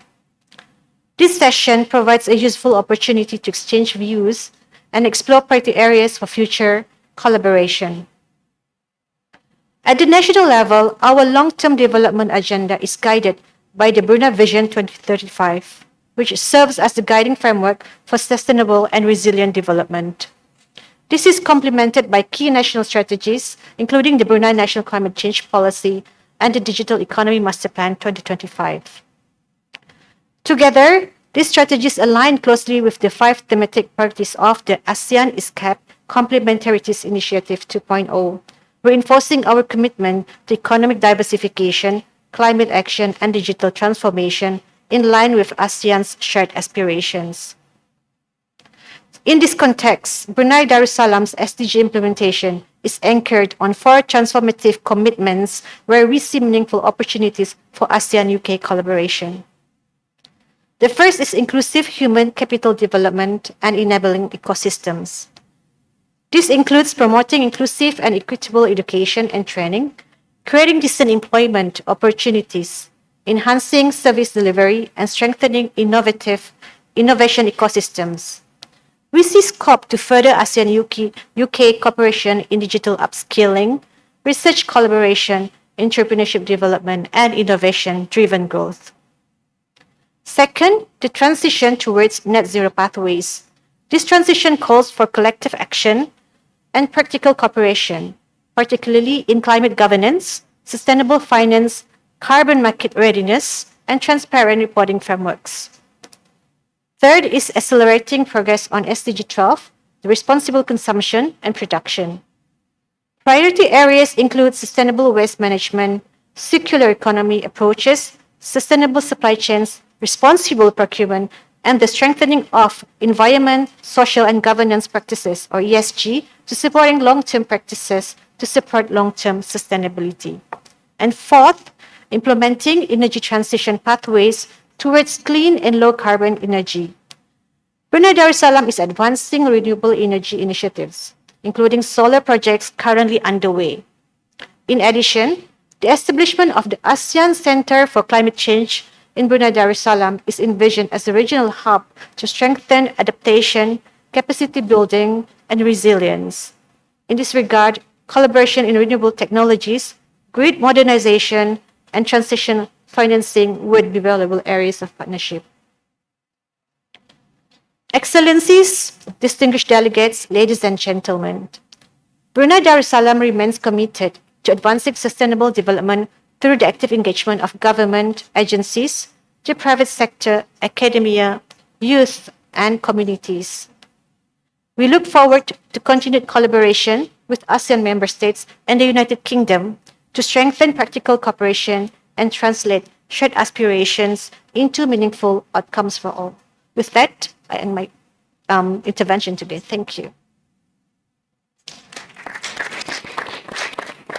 Thank you very much, distinguished representative from Brunei Darussalam. Now I come to Cambodia, representative from Cambodia who is online. Please, the floor is yours. Thank you, Ambassador. It's a profound honor to intervene on behalf of the Kingdom of Cambodia at this August Assembly. Excellencies, distinguished delegates, ladies and gentlemen, we gather at a time when the global landscape is marked by uncertainty. Among others, public health crisis, climate shocks, emerging risks from global trade policy, and geopolitical tensions constitute multidimensional challenges that render our hard-won gains towards sustainability fragile. At this critical juncture, these deep-rooted complex challenges can catalyze our powerful alliance between our nations to forge a rejuvenated multilateralism.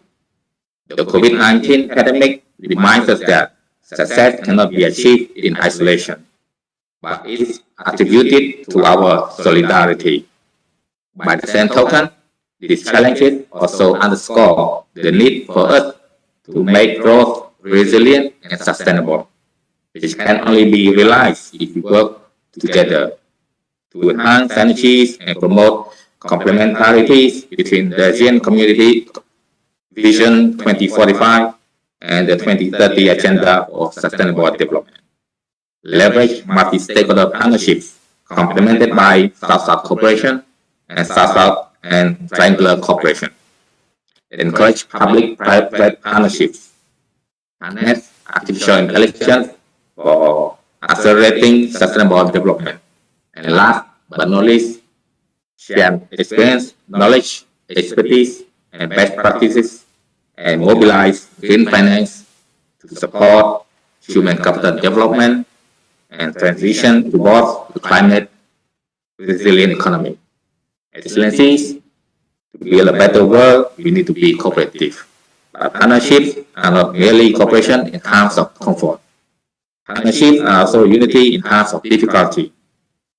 ASEAN centrality remains fundamental to this end, and the synergy between the ASEAN United Kingdom relations is proven to produce a result greater than the sum of individual efforts.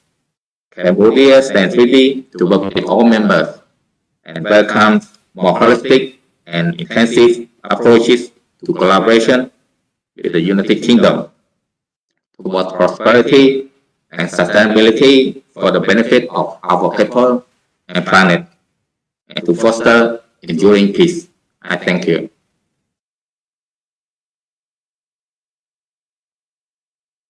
Thank you very much. Now we go to the distinguished representative from Indonesia.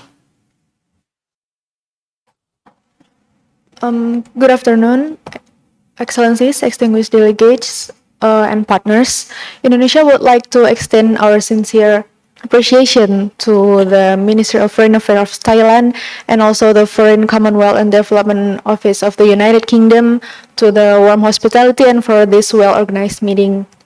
This meeting is timely and important as it provides us opportunity to align our SDGs agenda while discussing early inputs to the negotiation of the ASEAN-UK POA 2027-2031. Taking stock of our collective efforts, Indonesia reiterates that the SDGs drives ASEAN's development. We note that ASEAN progressed from 2016 until 2024, including a 3% reduction in poverty, 7% increase in electricity access, 25% increase in renewable energy capacity, 30% increase in digital connectivity, and 16% increase in financial inclusion, showing the SDGs' tangible impact across the region. At the national level, Indonesia has also been actively supporting and implementing the SDGs, including through the Just Energy Transition Partnership. Also, to accelerate our SDGs outcome, we need stronger cross-pillar cooperation. Therefore, it is important to operationalize the Complementarities Initiatives 2.0 across its 5 priority areas. We also commend the ASEAN-UK Dialogue on Sustainability as an implementation of the UK's commitment in advancing the SDGs while also reinforcing the priority areas related to the ASEAN outlook on the Indo-Pacific, strengthening an inclusive and resilient partnership. We also welcome UK's continued support through the UK-ASEAN Catalytic Green Finance Facility, which we noted that it has supported around £3.7 million, and the ASEAN-UK Green Transition Funds, which has supported around £2 million for green infrastructure and energy transition initiatives. And as we are now looking ahead to the ASEAN-UK POA 2027-2031, we encourage the continuity and scaling up to the cooperation including in climate action, energy transition, food systems, digital transformation, and inclusive finance to ensure stronger impacts for people and communities. We also like to suggest that the next POA should place strong emphasis on sustainable agriculture, especially food security, resilience, and safety to support ASEAN's cross-pillar effort on decarbonization and climate resilience, also the circular economy approaches while advancing the 2023 ASEAN Leaders Declaration on Food Security and Nutrition in response to crisis. For Indonesia, this also aligns with President Prabowo's Astacita, and we fully support strengthened ASEAN-UK cooperation in this area. In conclusion, the UK has shown to be a significant partner for ASEAN.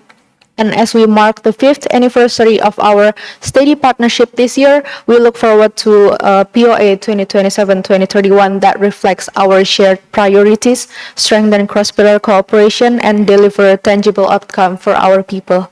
I thank you.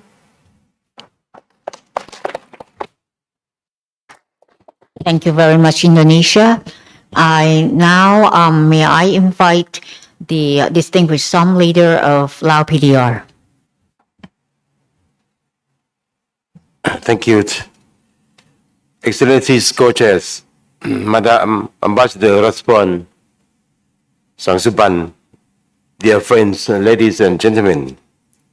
At the outset, I'd like to express my sincere appreciation to the co-organizers, especially Vietnam as the country coordinator for ASEAN-UK dialogue relation, the Ministry of Foreign Affairs of Thailand, and the UK Foreign Commonwealth and Development Office for convening this timely ASEAN-United Kingdom dialogue on sustainability. The LAPDR commend the 5th anniversary of the ASEAN-UK dialogue partnership this year, which marks a significant milestone in deepening cooperation and relation between ASEAN and the UK.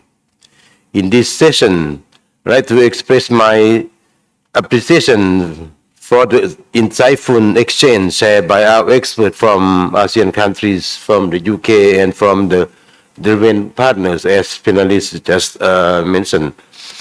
Sustainability remains a core priority for ASEAN. In this regard, the LAPDA underscored the importance of strengthening cooperation to promote synergies between ASEAN Community Vision 2045 and the UN 2030 Agenda for Sustainable Development. Initiatives such as ASEAN Complementarities Initiative 2.0 provides a practical framework to better align regional and global development agendas and translate them into concrete outcomes on the ground. From the national perspective, sustainability is central to the LAPDA socio-economic development.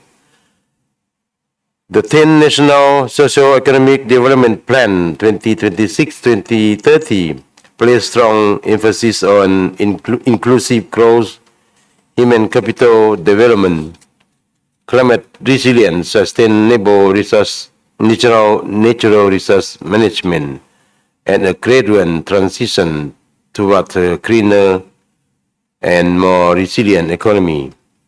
These priorities clearly resonate with ASEAN Sustainability Agenda and the SDGs. The LAPDA notes with satisfaction the progress made in the implementation of the current ASEAN-UK Plan of Action 2022-2026. As we embark on developing the new ASEAN-UK Plan of Action 2027-2031, the LAPDA sees potential to further strengthen ASEAN-UK cooperation under the new plan of action, particularly in areas such as climate change adaptation, clean and sustainable finance, renewable energies and energy transition, digital transformation for development, capacity building for least developed and vulnerable communities, support for SDGs implementation, connectivity, narrowing development gaps, people-to-people linkages, education, health, security, among others.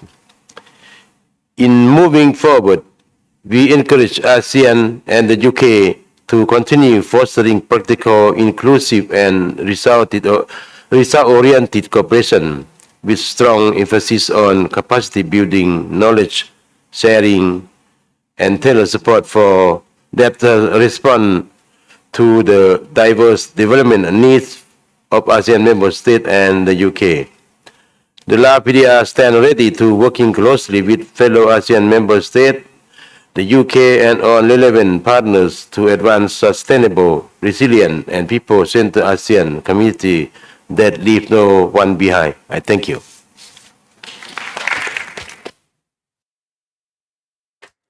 Thank you very much. Now we move to the distinguished representative from Malaysia.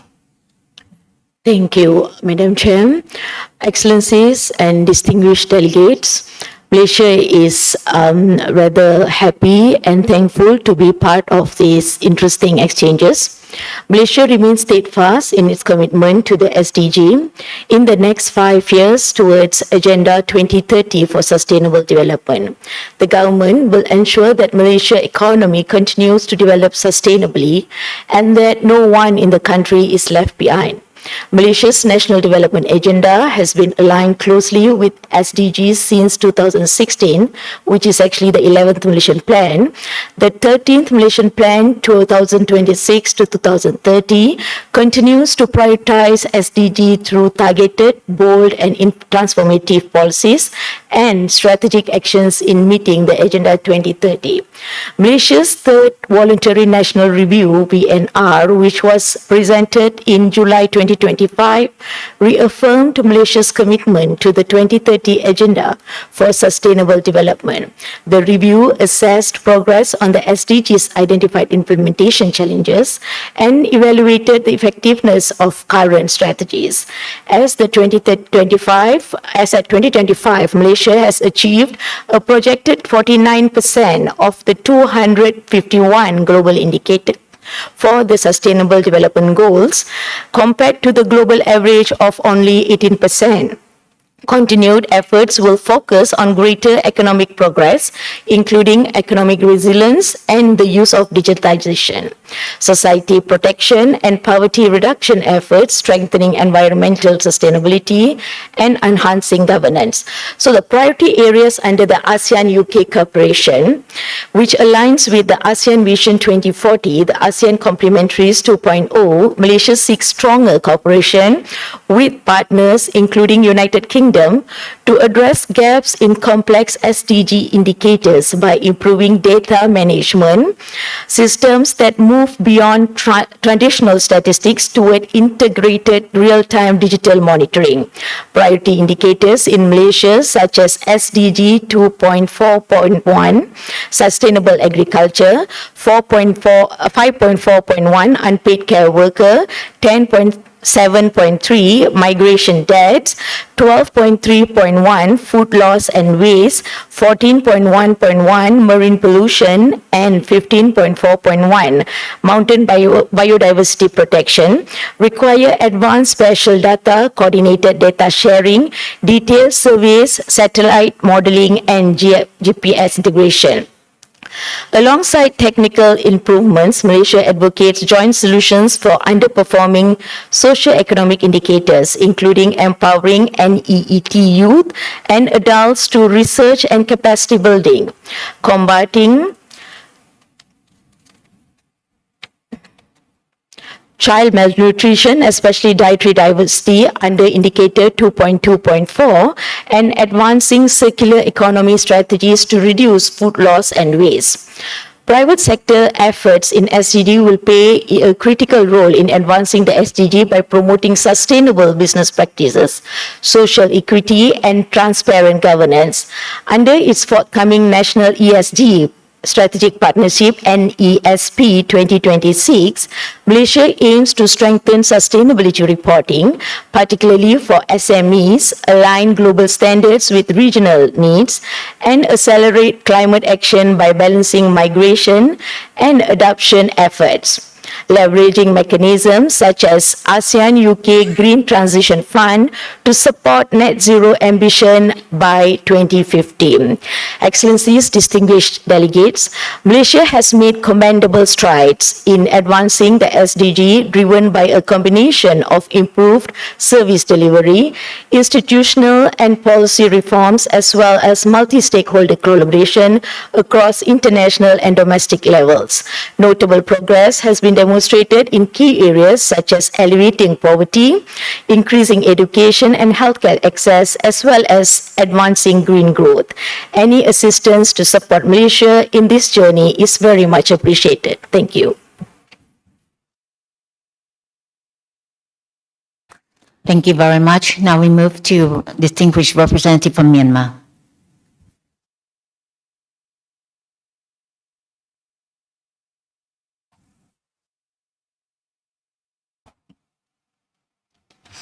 Good afternoon, distinguished Excellency, distinguished ladies and gentlemen.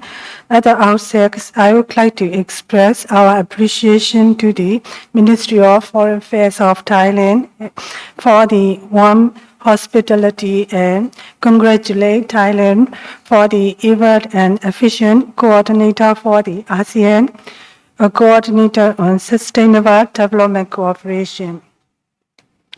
Myanmar aligns its development policies with the 2030 Agenda and ASEAN Community Blueprints and remains committed to implementing the Sustainable Development Goals. The Myanmar Sustainable Development Plans 2018-2030 guides our efforts toward inclusive growth, economic stability, social progress, and a low-carbon, climate-resilience future. Excellencies, distinguished guests, ladies and gentlemen, Myanmar would like to highlight three key areas. First, on environmental conservation, we are pursuing forest conservation, mangrove restoration, watershed protection, and reforestation, while implementing our nationally determined contributions and strengthening resilience to climate-induced disasters.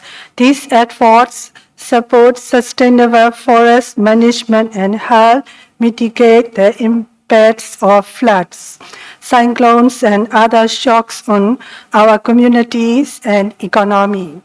Second, in the blue economy, we attach great importance to the ASEAN Blue Economy Framework and remain committed to advancing sustainable development in marine and coastal sectors, including responsible fisheries and coastal resilience in line with the ASEAN Community Vision 2045. Third, Myanmar values ASEAN-UK cooperation under the Plan of Action 2022-2026, particularly on low-carbon energy, sustainable infrastructure, climate, and green finance, the digital economy, and resilient supply chains. Initiatives like the Sustainable Leadership in Infrastructure program are building vital regional capacity for greener infrastructure projects. Excellencies, looking ahead, Myanmar support a strengthened ASEAN-UK partnership aligned with the ASEAN priorities, including the ASEAN Community Vision 2045 and forthcoming economic strategies. Enhance support in financing, technology transfer, and capacity building for least development and vulnerable member states will be essential to ensure an equitable and effective regional transition. Last but not least, taking this opportunity, Myanmar reaffirmed its commitments to work constructively with the ASEAN colleges, Thailand as coordinator for stability, and the United Kingdom to ensure that the dialogue delivers concrete and balanced outcomes for our people, our economies, and our environment. Thank you. Thank you very much. Now we move to Distinguished Ambassador of Philippines to Thailand. Excellencies, distinguished colleagues, ladies and gentlemen, good afternoon. It is my honor to join this dialogue, and I would like to thank both the UK and Thailand for convening this dialogue, of course, with the help of Vietnam. As we navigate a volatile and turbulent global landscape, the path forward demands that we strategically and pragmatically navigate our future together. This theme, championed by the Philippines as ASEAN Chair for 2026, serves as ASEAN's roadmap for the year, and I would like to repeat that theme: navigate our future together. Central to this roadmap is our commitment to ASEAN as a rules-based community and a primary engine for peace, stability, and prosperity. With 2030 fast approaching, the Philippines remains committed to the UN Sustainable Development Goals, or SDGs, as a universal blueprint that is essential for driving regional resilience and sustainable future. As an outward-looking region, ASEAN recognizes that partnerships are essential to implementing the UN SDGs. Our cooperation with the UK stands as a vital pillar in this effort. Building on the success of the ASEAN-UK Plan of Action 2022 to 2026, the Philippines seeks to advance our sustainable development priorities in ASEAN with the support of the UK. The Philippines is championing key initiatives such as the ASEAN Implementation Plan for Regenerative and Resilient Agriculture Systems and the promotion of sustainable tourism investment. The Philippines is also leading efforts to launch the ASEAN Strategic Plan on the Environment, a vital framework designed to harmonize ASEAN's regional priorities and accelerate action on environmental issues. The UK's expertise in green finance, sustainable agriculture, and impact investing is invaluable as ASEAN works to mobilize the capital and knowledge that are needed to support these priorities. The Philippines is optimistic that the ASEAN-UK Green Transition Fund can assist ASEAN in the development of sustainable and inclusive economies. Digital transformation is also central to our sustainable development agenda. ASEAN is working toward the conclusion of the ASEAN Digital Economy Framework Agreement, advancing regional payments connectivity and strengthening support for MSMEs and women's economic empowerment to ensure that digitalization drives inclusive growth. The UK's leadership in digital trade, regulatory excellence, and financial services makes for a natural partner to support ASEAN's digital transformation.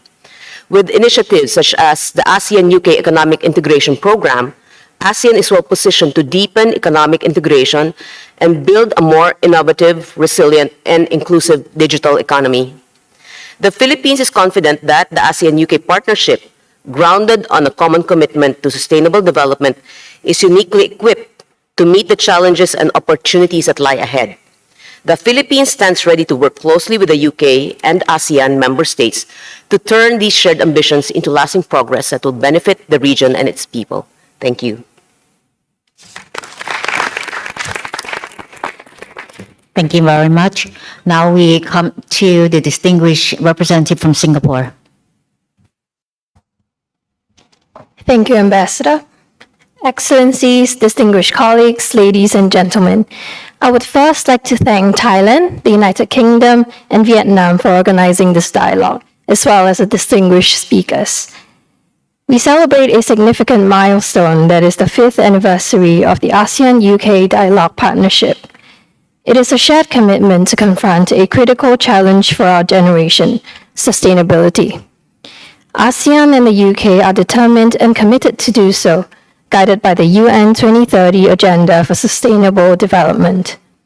Allow me to briefly share about Singapore's efforts on this front. Singapore strongly supports the Sustainable Development Goals. Sustainability has been part of Singapore's DNA since independence. We recognized early on that we cannot pursue development at all costs. We cherish clean air, a green environment, and pollution-free waterways. Today, we continue our decades-long journey of sustainability. We have developed the Singapore Green Plan 2030 as a whole-of-nation movement and living plan to advance our national agenda on sustainable development. It covers almost every dimension of our lives, from supporting the use of green energy to encouraging a green citizenry that consumes and wastes less. We are making steady progress. We presented our second voluntary national review in 2023 and are working towards our next VNR. Of course, Singapore's efforts alone will not suffice to move the needle for the region. We need to work together. One example is the ASEAN Power Grid to decarbonize our energy supply. The ASEAN Framework for Circular Economy to create value from waste is another. Then there is the climate challenge. While pursuing national policies for mitigation, we should also plan ahead for adaptation. ASEAN is, after all, a vulnerable region due to rising sea levels, floods, and droughts. There is much we can learn from one another. To make progress on ASEAN sustainability outcomes, we need to cooperate closely with dialogue partners, including the UK. The ASEAN-UK Plan of Action, established in 2022, is a testament to our mutual commitment to cooperation. It brings sustainability into our regional agenda. We appreciate the UK's contributions through the ASEAN-UK Green Transition Fund in supporting ASEAN to achieve green growth. It is clear that we can do more together. To this end, Singapore has initiated an ASEAN study to assess the impact of climate change on the agricultural sector.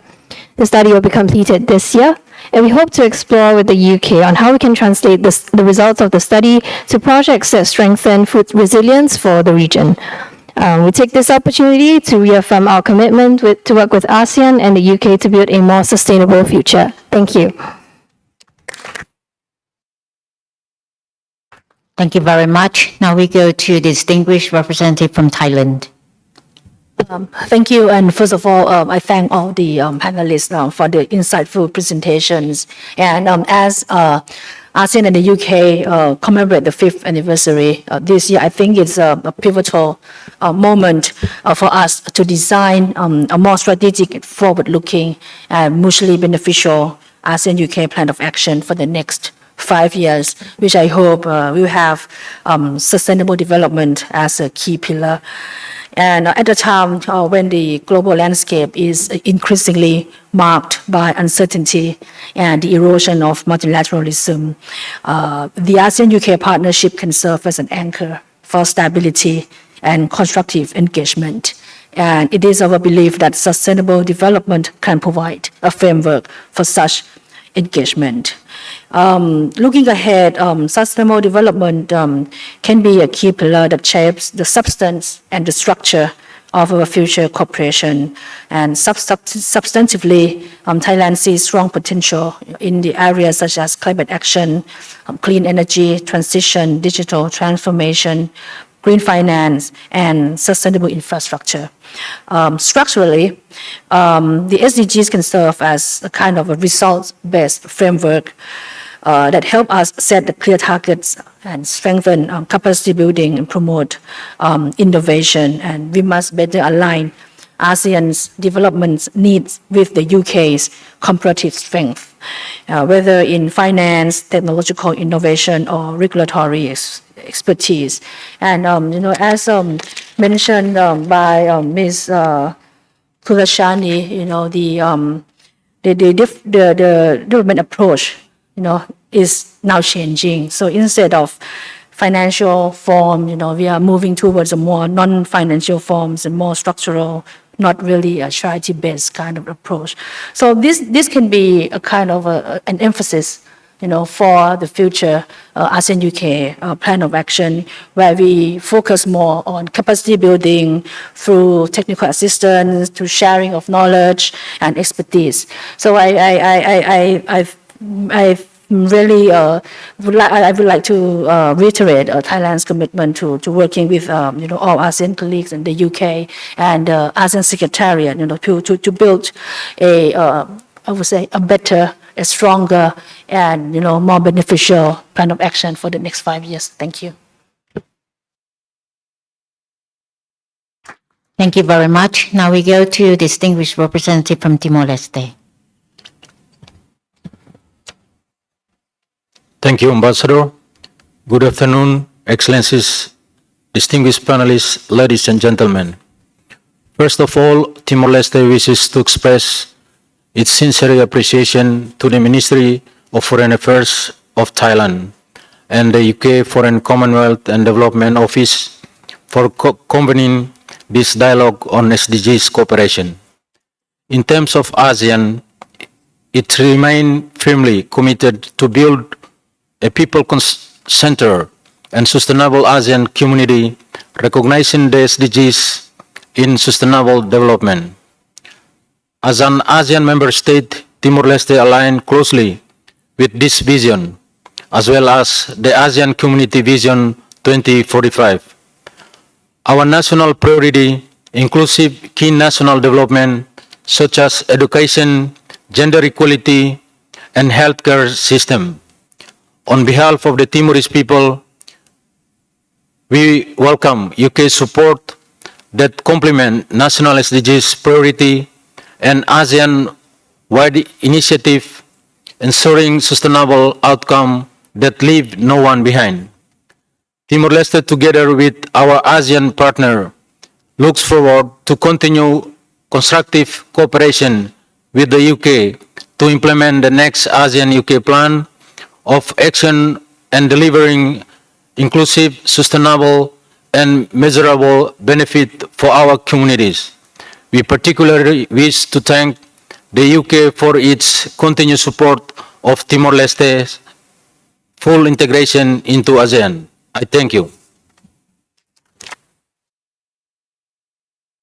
Thank you very much. Now we move to Distinguished Ambassador of Vietnam. Oh, okay, sorry. To the Distinguished Representative from Vietnam. Thank you, Ambassador, for giving me the floor. May I first please extend our appreciation to Thailand and the UK for the initiative and the excellent arrangements in convening this dialogue. And I thank the speakers and panelists for their comprehensive and insightful views. Excellencies, distinguished colleagues, allow me to share a few reflections on advancing cooperation between ASEAN and the United Kingdom in support of Sustainable Development Goals. We are at a critical juncture. Globally, progress on the SDGs remains uneven and in many areas off track. Our region faces similar challenges and with widening financing gaps, increasing climate-related risks, and growing development disparities. And these realities call for stronger partnerships, renewed commitment, and more innovative approaches. For ASEAN, sustainable development is not a standalone agenda. It is central to our community building efforts and to our vision of a resilient, inclusive, and people-centered region. And while ASEAN member states have made progress in poverty reduction, health coverage, education access, and climate action, we continue to face challenges, particularly in mobilizing sustainable financing, enhancing technological capacity, and ensuring that no one is left behind. In this context, ASEAN-UK cooperation holds considerable potential, and cooperation on SDGs will also support the effective implementation of the ASEAN Outlook on the Indo-Pacific. Allow me to highlight 3 areas where our cooperation could bring tangible added value. First, narrowing the sustainable finance gap. The scale of investment required to meet the SDGs far exceeds public resources alone, and we must encourage deeper cooperation on green and transition finance, innovative financing instruments, and the mobilization of private capital, including through capacity building for sustainable financial markets in the region. Second, advancing science, technology, and innovation. Emerging technologies, including digital solutions and artificial intelligence, can accelerate SDG implementation in areas such as education, healthcare, energy transition, and urban management. We look forward to enhanced cooperation and technology transfer, digital transformation, skills development, and regulatory capacity, ensuring that technological progress is inclusive and also responsible. Third, strengthening climate resilience and the energy transition. As one of the regions most vulnerable to climate change, ASEAN places high priority on adaptation, disaster risk reduction, and the expansion of renewable energy. UK expertise in climate policy, green innovation, and institutional frameworks can meaningfully complement ASEAN's ongoing efforts, including through continued support for the implementation of resource mobilization plans under the national JETPs. Excellencies, distinguished colleagues, as country coordinator for ASEAN-UK relations, Vietnam remains committed to working closely with all stakeholders to ensure that our cooperation on SDGs is practical, focused, and aligned with shared priorities. The outcomes of today's discussions can help shape a forward-looking and action-oriented ASEAN-UK Plan of Action 2027-2031, and we hope to engage in many more meaningful activities, such as this dialogue, to commemorate the 5th anniversary of the ASEAN-UK relations this year. Thank you. Thank you very much. I think we have heard the insightful intervention from each ASEAN member states, as well as recommended areas of priority that to move forward the ASEAN-UK dialogue on sustainable development. To tell you frankly, good news, we have 7 minutes left. And with that, may I come to the panelists, because you have very short time in order to elaborate on your approaches. You have heard the intervention from each and every one of you, what areas or what approaches that you think is very useful in order to complement the next cycle of plan of action for ASEAN and UK dialogue. With that, can I go to Kun Christine first? Oh, sorry, you are Kun Christine, maybe from that side. up to Kun Nilima. Okay, Kun Christine. Yes, no, thank you. This is very interesting to listen to everyone, and I thank you very much for letting UN Women be part of this. We were just discussing actually some of the issues that you had tabled. I think if we were to part with one thing in terms of advancing gender equality, I would go back to two aspects. Actually, I say one, I'm going to say two. It does have to be intentional. So the policies and the data need to be sure that it's capturing how this impacts the whole of society. The second is the private sector partnership that established with the public sector will be the game changer in all of this. The public sector, you recognize this as a public good and you have that responsibility and you are doing that, but it really has to be owned equally within the private sector for so many of these changes to take place. So thank you. Thank you, Christine. Kun Garrett? Thank you all so much for the opportunity to be here again. I have, I think, two quick reflections that I will take for myself and also would maybe put to the room. One is that as we make this transition, as we talk about the transition to sustainability, we also have to really keep in mind the urgency of what it is we're trying to do in development. I mean, I think we see this across the region that women and children are still dying in and around childbirth. We're suffering from communicable diseases that we know how to treat.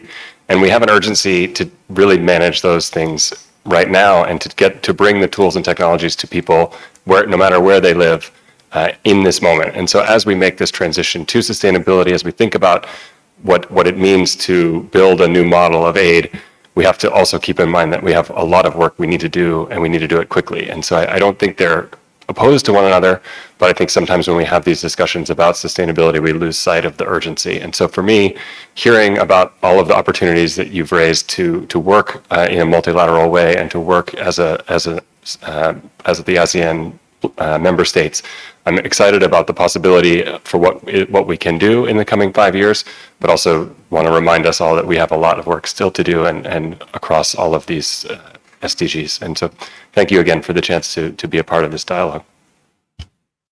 Thank you very much, Kun Garrett. Kun Marina? Thank you, and thanks so much to all representatives for sharing your thoughts and vision also for the next 5 years for further sustainability. And I think we are in this last stretch until 2030. It's a very important moment. All the priorities you have mentioned cannot happen without education. So I want to reiterate that this is really the pillar. And unfortunately, we see globally, we see regionally, and we saw in ASEAN also, this is the data we have, that investment in education have decreased. So there is really a responsibility, a joint responsibility to really keep education at the top of agenda at national level, at regional level, and within ASEAN, because this is really the key to achieve all the other SDGs. Many of you talk about human capital, skills development, green transition, digital, the same. The digital transformation start also with how we use it, the ethics of using digital competency, etc. So just to reiterate, and thank you so much for sharing your vision. Thanks. Thank you very much. Ajahn Chon. Yes, I think focusing on engaging private sector in the dialogue is a good way to go, because we need to mobilize resources and expertise from the private sector. But as I mentioned in my talk, the trade-off is one of the key challenge, and I think we need alternative views to join the dialogue between UK and ASEAN. So I think maybe we can add academia and civil society more in our dialogue. They could probably point out the trade-offs that we could collectively address and then come up with the solution that we can proceed to sustainability without having to have a trade-off or left someone behind. So more stakeholder engagement. Thank you very much, Kun Nilima. Thank you very much. Very insightful to hear the reactions from the floor. I think my key takeaways are, I think there's a recognition that this is a moment of disruption, and that different forms of development cooperation partnerships are needed. I think the fact that these partnerships have to extend beyond just the financial is also recognized by the floor. I think the establishment of a shared common purpose was also coming through, and I think the importance of values like gender, for example, has also been heard. I think the trade-offs point, though, is well taken, and certainly something that needs to be kept in mind, that the scope for win-wins may be exaggerated, and bringing more voices to the table to hear where those trade-offs might lie is important.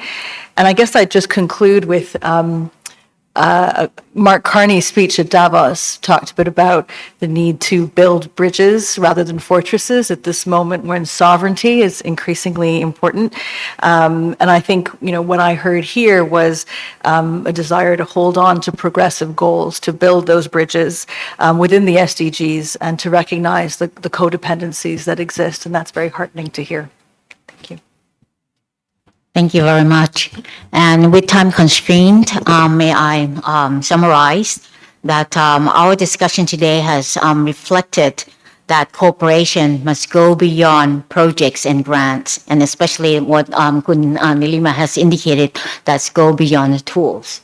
So with that, in moving forward, the ASEAN-UK dialogue on sustainable development, we have to jointly tackle the underlying constraints.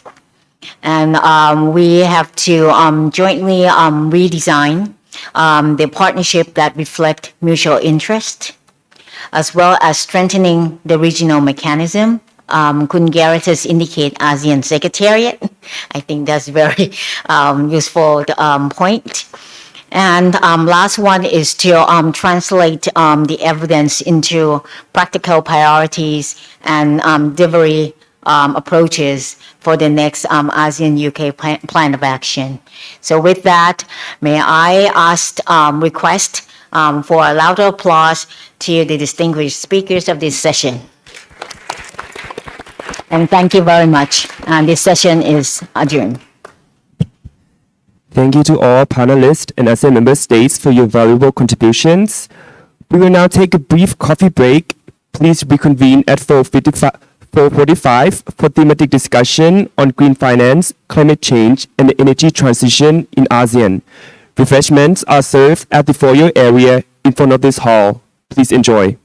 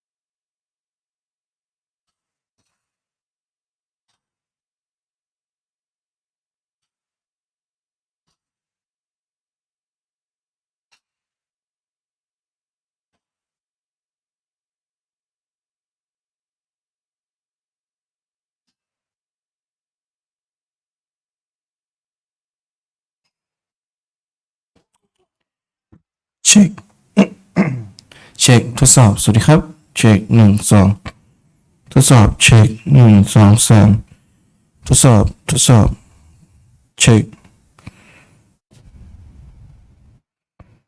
ทดสอบเช็คหนึ่งสองสามทดสอบเช็คทดสอบเช็คหนึ่งสองสามสี่ทดสอบเช็คทดสอบเช็คเช็คทดสอบเช็คทดสอบเช็คทดสอ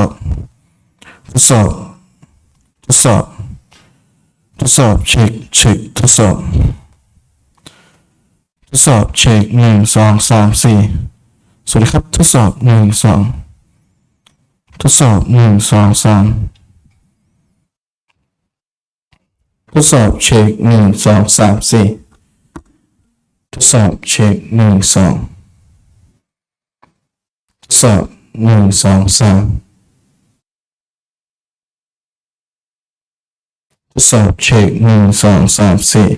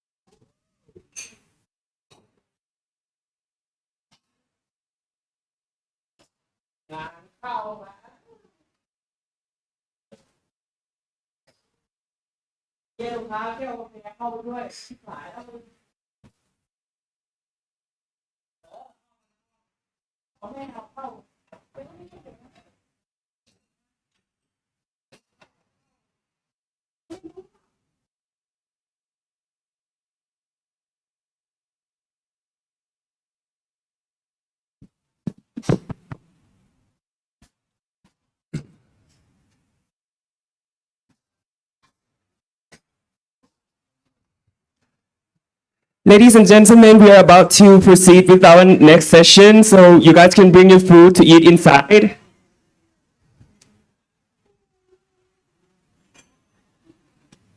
ทำไมแล้วตรงนี้ไม่ได้ยินเลยประกาศใหม่แล้วตรงนี้ไม่ได้ยินเลยมันได้ยินแต่ข้างในอ่ะเปิดได้บอกแล้วกัน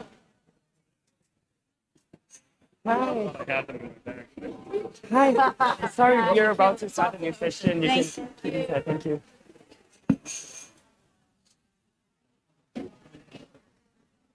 บอกหมดยังมีตรงไหนไม่ได้บอกปะ บอกหมดแล้ว โอเคได้ขอบคุณมาก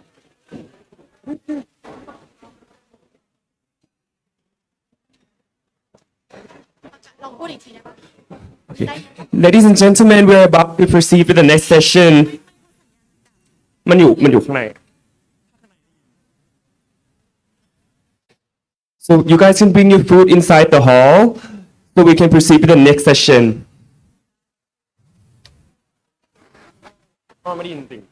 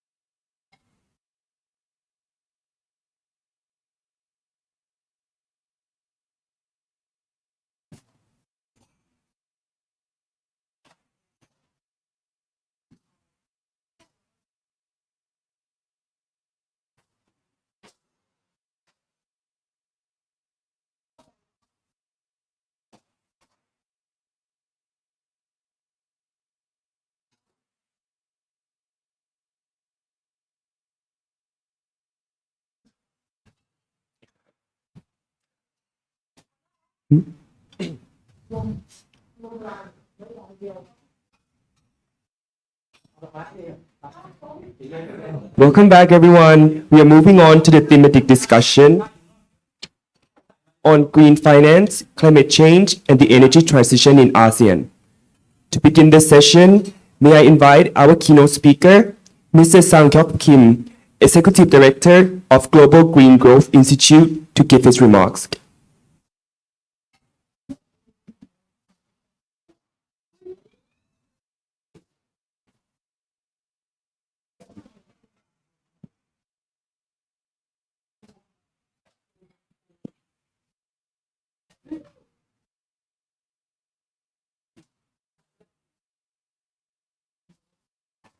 Okay. Very good afternoon, everyone.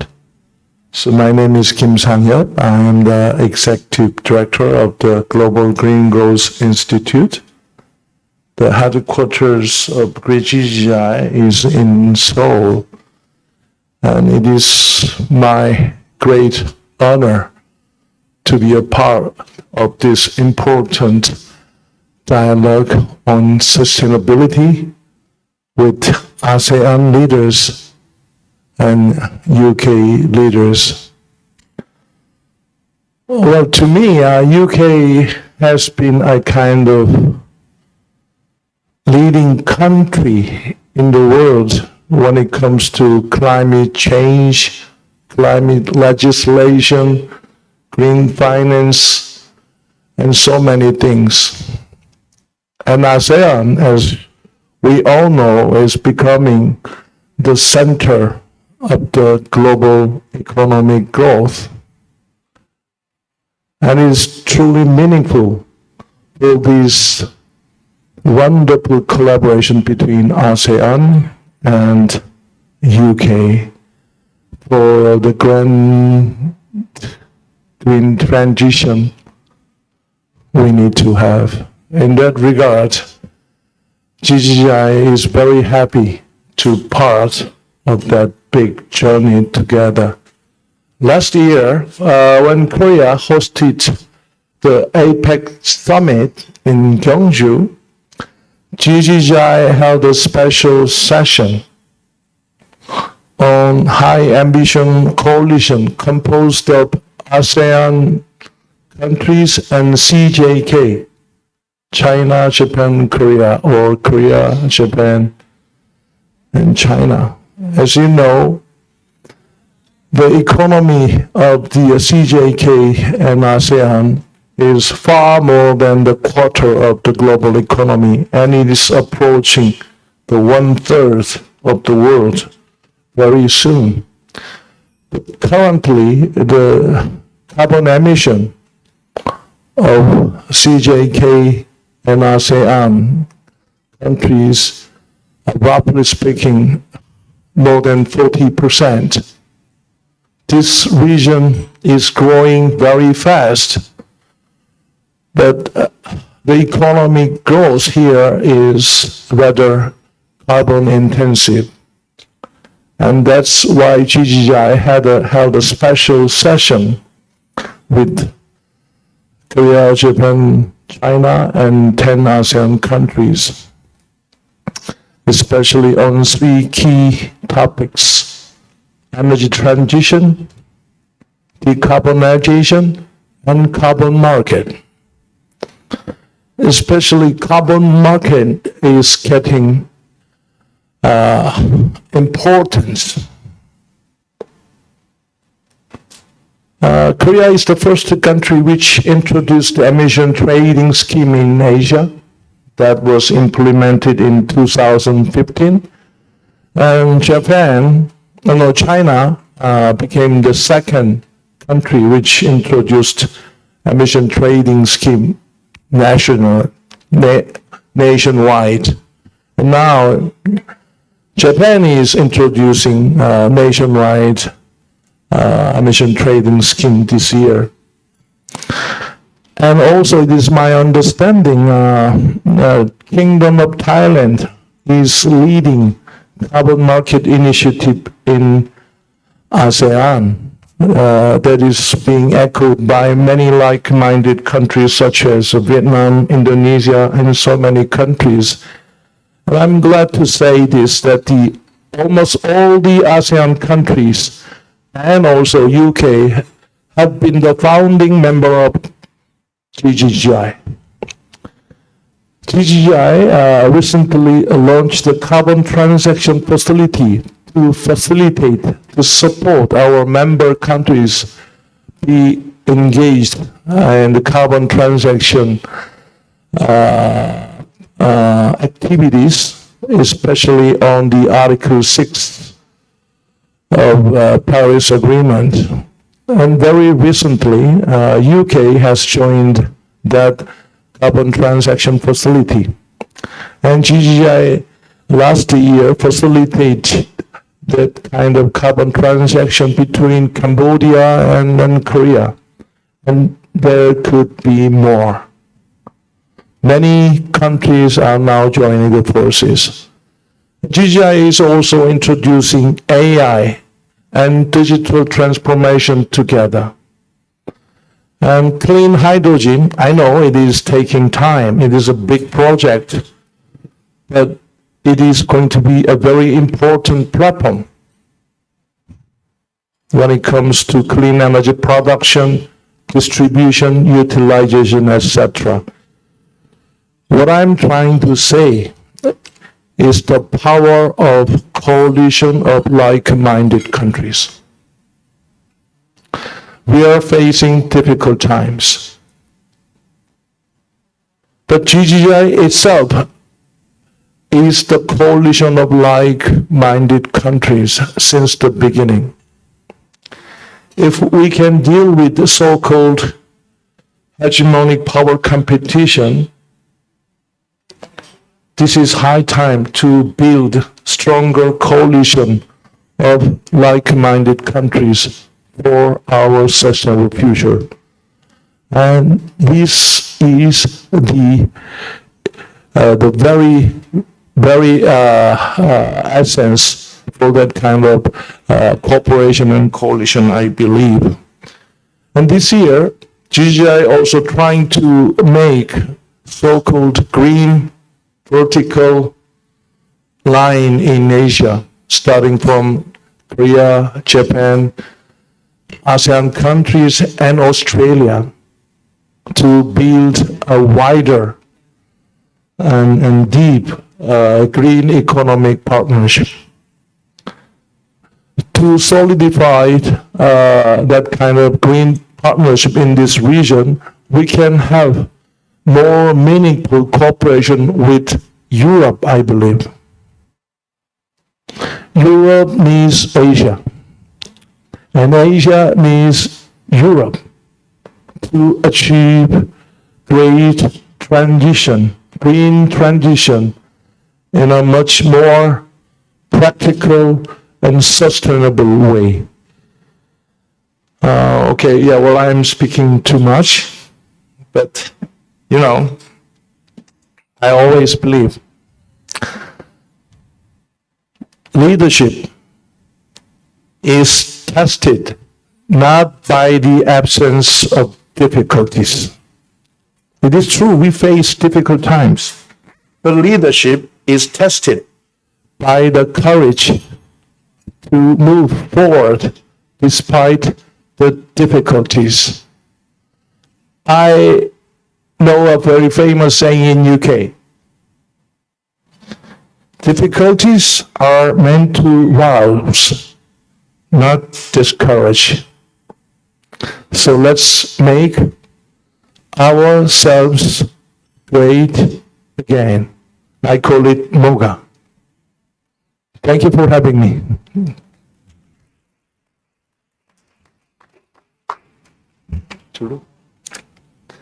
And just let me tell you one thing. Every October or early November, GGI is holding an annual gathering in the name Global Green Growth Summit. It is my wish to have you all in Seoul. That's where our headquarters is located, to enhance our cooperation and coalition together. Thank you. Thank you, Mr. Sang Hyuk Kim, for your insightful words. Up next, may I invite our distinguished panelists for this session to the stage. Ms. Yuki Yasui, Managing Director of Asia Pacific Network, Glasgow Financial Alliance for Net Zero. Ms. Noelle O'Brien, Director of Climate Change and Sustainable Development Department, Asian Development Bank. Mr. Shinya Nishimura, Senior Financial Specialist and Energy Program Coordinator, Energy Team, World Bank. Professor Shobaka Dakal, Department of Energy, Environment and Climate, Asian Institute of Technology. Mr. Matthew Wittenstein, Chief of Energy Connectivity Section, Energy Division, UNSCAP. And our moderator for this session, Dr. Kanchana Vanishkorn, Director of Sectoral Development, ASEAN Secretariat. May I give the floor to Dr. Kanchana to moderate the session. Thank you, and welcome everyone to our thematic session on green finance, climate change, and energy transition in ASEAN. So, Excellency, distinguished delegates, ladies and gentlemen, I'm very pleased that we have this dedicated session, for this very important topic. As we heard from Mr. Kim, has kindly set the scene. I think the policy goal is quite clear, right, in moving towards our green transition, energy transition. And I would like to really emphasize here again that energy transition is not only about transforming our energy system, but it's really fundamental. I think many intervention from member states has also highlighted that it's about shaping our future trajectory of our economy, our future industries, and also our future sustainable growth opportunity. So I think this session comes at very critical time that we face for ASEAN member states. We face dual challenges, meeting rising energy demand and also accelerating our decarbonization and strengthening our climate resilience.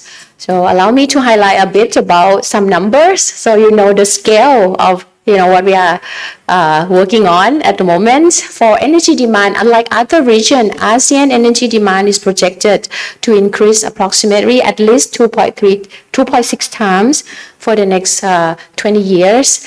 Let alone the demand from AI, from data center. Some estimate even say that it would double within 5 to 10 years. Because of also on industrialization, all this digital development. On the financial side, if I may, estimate we talk a lot about ASEAN Power Grid. Only the ASEAN Power Grid, the generation and transmission system for the next 20 years, it would require at least $700 billion US dollars, not million. And cross-border interconnection alone would need around 20 billion, for cross-border. And this morning we just had a discussion. The Philippines has provided an estimate that they would need around 560 billion, for the next 20 years for their energy transition. So I think it really showed the scale that we really need cooperative effort. It's not just the money, also it's about a lot of structural challenges, but I could see its opportunity as well.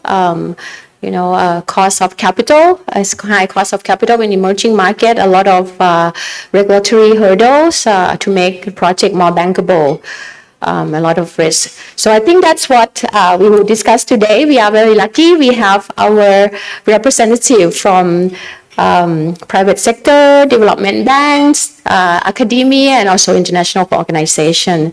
So without further ado, I would like to start the first round from starting from Ms. Yuki Yasui, Managing Director of Asia Pacific Network, Glasgow Financial Alliance for Net Zero, or GFANZ, right? Yes. I think the same question to all panelists. From your experience, from your point of view on green transition, energy transition, and also linked with green financing, what do you see are the challenges and what are the opportunities? And perhaps if you can conclude with concrete recommendation for ASEAN-UK cooperation. Thank you. Thank you, and good afternoon, and thank you for having me. So just a quick introduction of what GFANZ is. So we are a global coalition of leading financial institutions committed to accelerating the net zero transition. And we have been working within the financial ecosystem to really try and understand what is financing the transition mean for the finance sector, and how do we actually implement that. So for the first few years of our life, which the name kind of gives it away, but we were born out of the Glasgow COP. So for the first few years, we've been working very much on the understanding of what transition finance is and the importance of planning for the transition, which means your strategy, your goals, but also how do you structure your institution in a way that you are transforming as you've changed the type of financing that you are giving to the economy. And since then, we have now entered into the period of implementation. And what we have found so far is that, business as usual is still very, much the main part of a lot of what financial institutions do.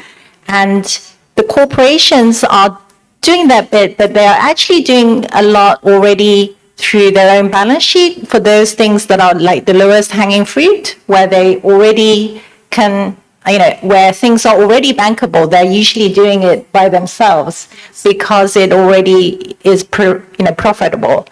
So what we and the challenge that you were asking about, the immediate challenge is that while we have seen many sectors produce their net zero roadmap, the lowest hanging fruits have been done, but we are coming to a brick wall where the marginally bankable technologies are there. So what we mean by marginally bankable is that the technology itself is quite mature, that it's engineeringly already proven in a lab or in a small scale to be working and effective, but it's not at scale to be a profitable technology at the moment.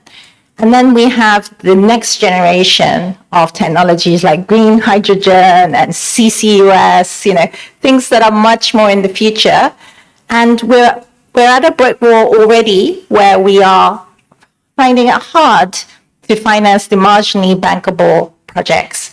And this is where we find the opportunity of governments working with private sector to unlock, first of all, the marginally bankable technologies now that are deployable now, ready now, but is not being deployed at scale.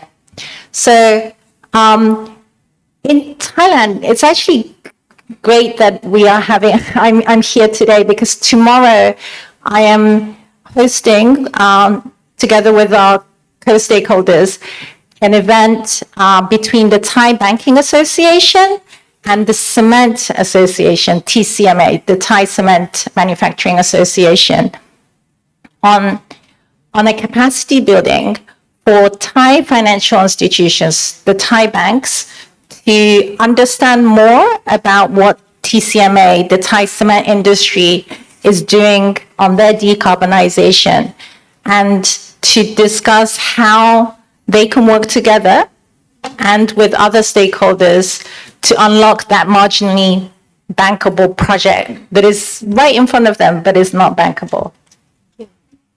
Thank you. Very good point. And other panelists, feel free to also pick up on this point on, new transformative technology, but it's not at scale yet, so it's not bankable. And how do we work together between public and private finance to really, make the project more attractive, right?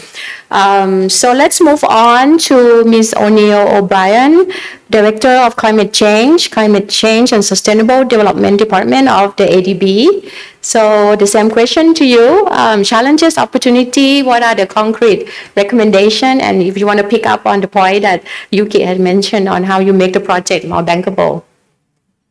Thank you. And let me just begin by thanking the Government of Thailand, our hosts for today, and acknowledging the ASEAN country representatives and the UK government and other organizations. So I will also acknowledge that I am here on behalf of colleagues who work in the energy sector. They were unable to join, but I'm here in Bangkok for another event. I'm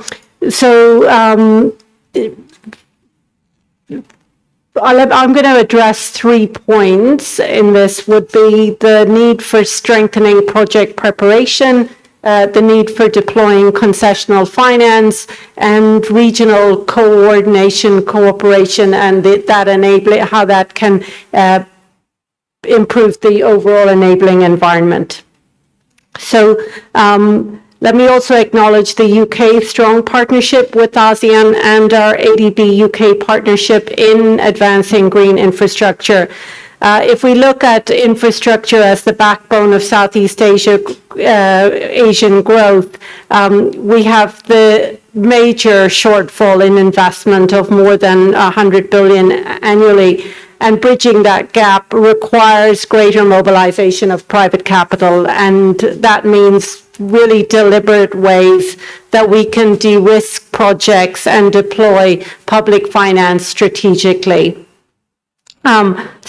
First of all, in terms of strengthening project preparation, so many of the green infrastructure projects struggle to attract private investors, not because the concept is weak, but because early stage risks are just too high. That means investing in high quality feasibility studies, transaction structuring, regulatory alignment, and bankable project design is an essential part of the process. We've also already heard mention today of the ASEAN Catalytic Green Financing Facility, which we host at ADB. and also our increasing support for the ASEAN power grid. These are two both specifically designed to close the upstream gap, combining technical assistance with access to catalytic financing. And the UK's contribution through the ACGF of the 100 billion UK pounds in co-financing, together with the 7 million in technical assistance, very much support this effort. So the second aspect is in the need to deploy concessional finance, specifically climate finance, strategically. So public and concessional capital should be used to absorb the specific risks that private investors cannot price efficiently, whether policy risk, regulatory risk, or early stage revenue uncertainty. But by using instruments such as guarantees, risk-sharing instruments, and catalytic co-finance, we can materially improve the risk-return profile of green projects.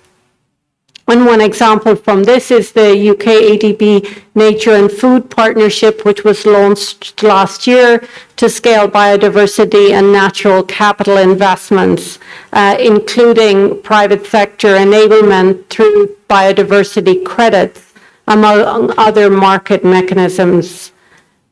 And then the third area is we must strengthen regional coordination and enabling environment.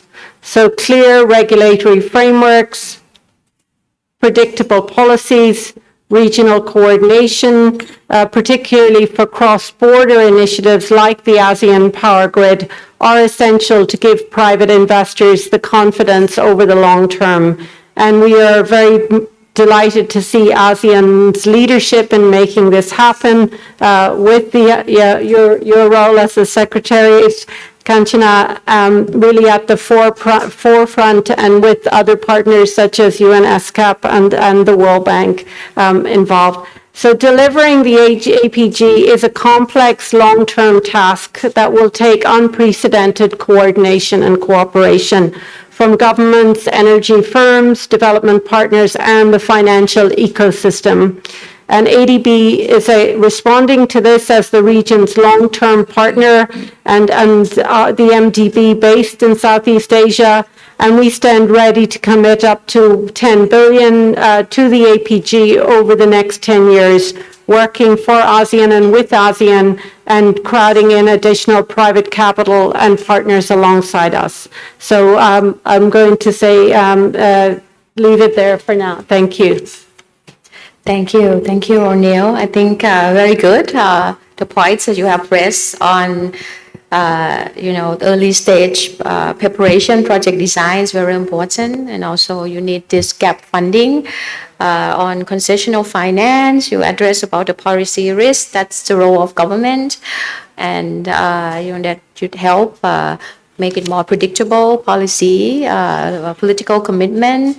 And you mentioned about the APG and APG financing initiative, right? Thanks ADB that has pledged 10 billion to support APG developments, and also thank the UK as well for the support into the ASEAN Green Financing Facility. I think bring it on. Let me move on to Sinya from the World Bank, who are also one of our key partners in APG and APGF. Can you share from your own experience? Feel free to deep dive on, what's the lesson learned from driving this APG and APGF initiative. Sinya, please. Thank you very much, Dr. Kanchana. I'd like to start off by thanking the governments of Thailand, UK, also colleagues from ASEAN for inviting me and giving me this opportunity.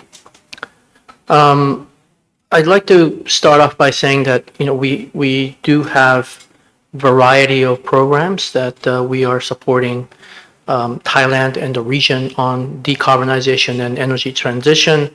Notably in Thailand, we are preparing now a project called the Low Carbon Cities. It's very innovative, combining municipal financing with carbon credit mechanisms.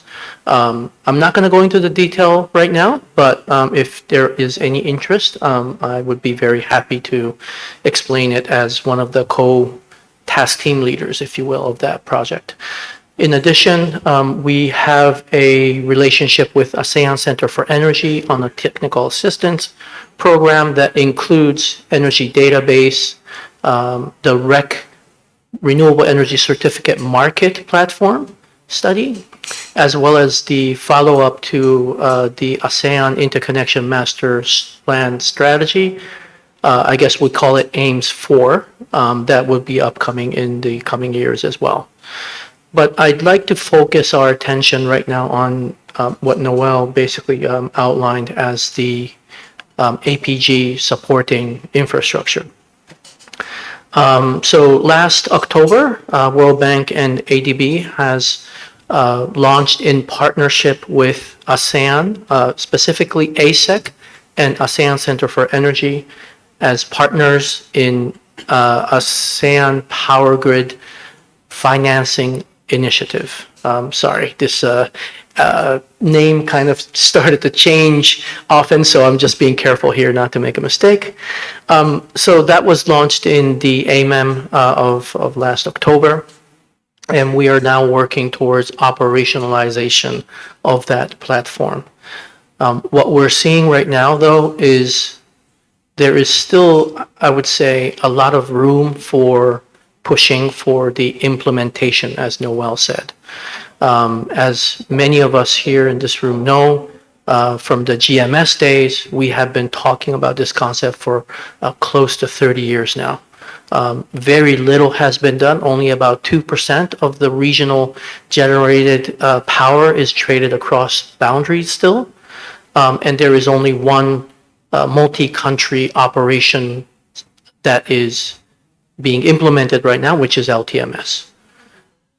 With that said, I think there has been a lot of momentum. There's a lot of goodwill. There's a lot of political will to push this forward. But one thing that is really missing here is the mobilization of private sector capital.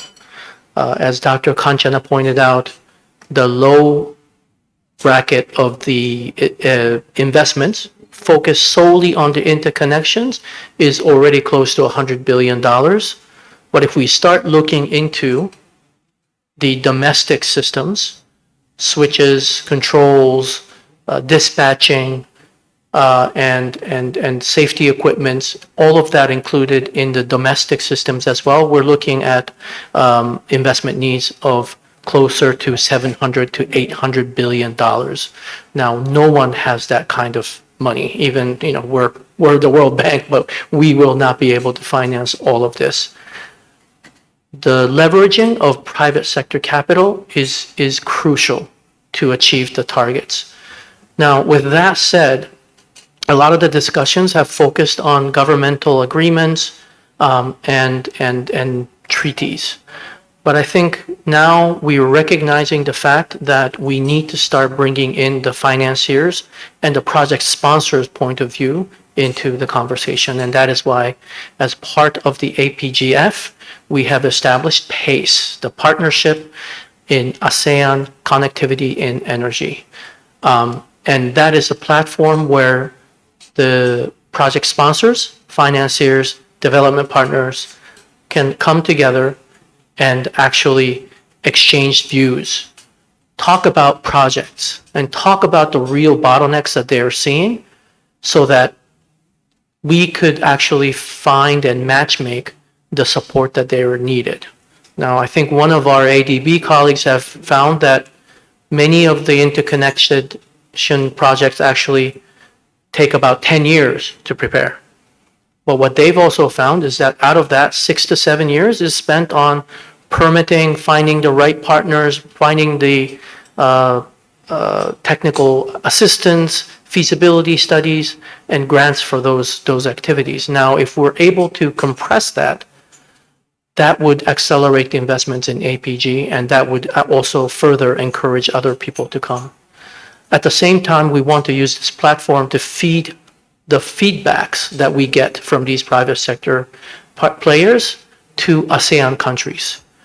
Because what we're hearing right now is that many of the financiers and project sponsors are telling us that the lack of transparency and consistency in terms of regulatory frameworks is is a real roadblock because they are very much hesitant to make a $700 million investment for a generation plant or a transmission line that may not actually have the license to operate in 2-3 years' time.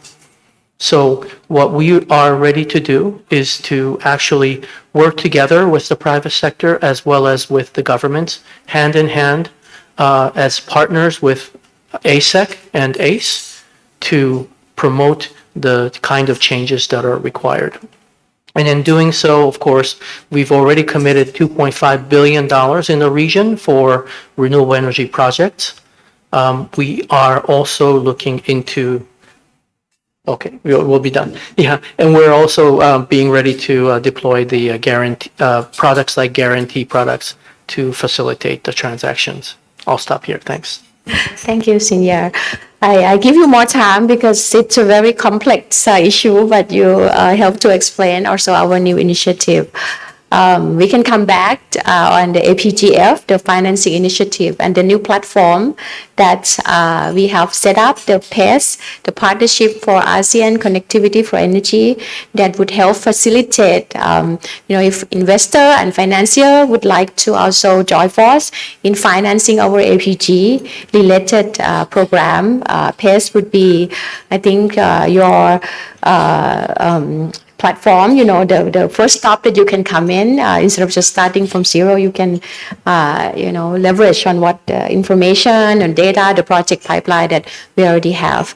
So let's move on to our next panelist, Professor Sopaga Dagal from the Department of Energy, Environment and Climate from AIT, Asian Institute of Technology.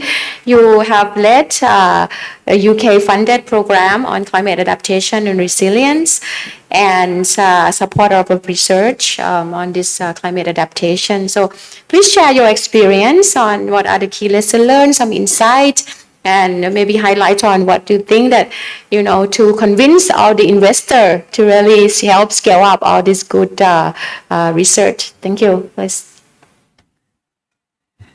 Thank you, Dr. Kanchana. Thank you. I know that time is a very, constrained resource here. So let me start with my time. First of all, thank you for this opportunity to MOFA Thailand and FCDO for this opportunity.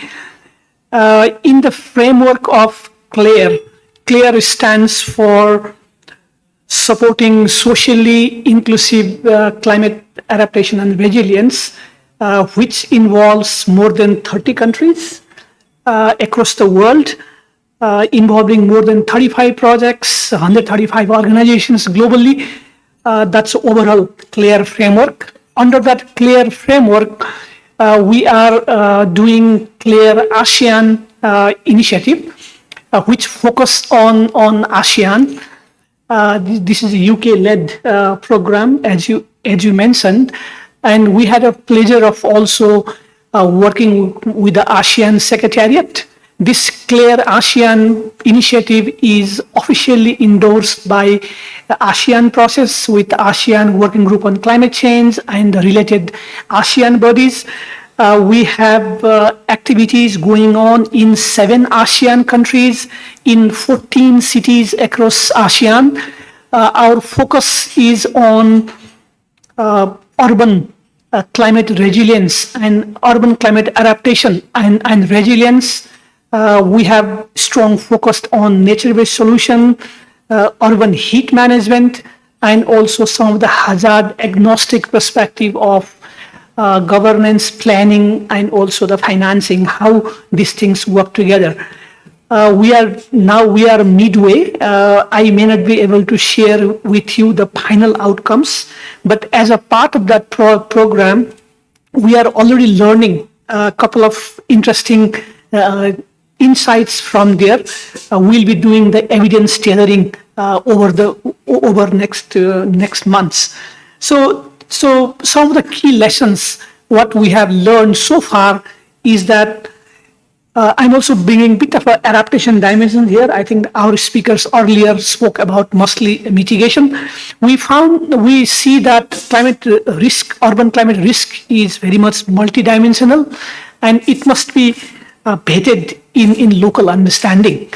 This is very, very important. That's why in the CLARE ASEAN program and the CLARE as a whole, we have very strong focus on locally led initiatives, which is co-created with the local communities and the vulnerable stakeholders or the group where the research impact is going to be made from the policy perspective. So these locally vetted activities for urban climate adaptation is very, very important, and without which it's very difficult to make impact.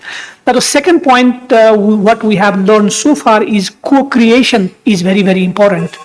The action-oriented, impact-oriented research programs which intends to influence policy and policy decisions must be co-created. And that co-creation process is not an afterthought, but that should be embedded in the very beginning of this action-oriented research programs so that this co-creation process would bring impact that we'd like to see. So in our CLARE ASEAN program also, our research program is very much co-created with the local stakeholders, with the local governments, and also this is vetted into the ASEAN Working Group on Climate Change, AWGC process, so that we have a strong, input that into the ASEAN policy process. So third important lesson, what we have learned from our initiative is that the research which is designed to be policy relevant and action oriented must need a multi-layered approach.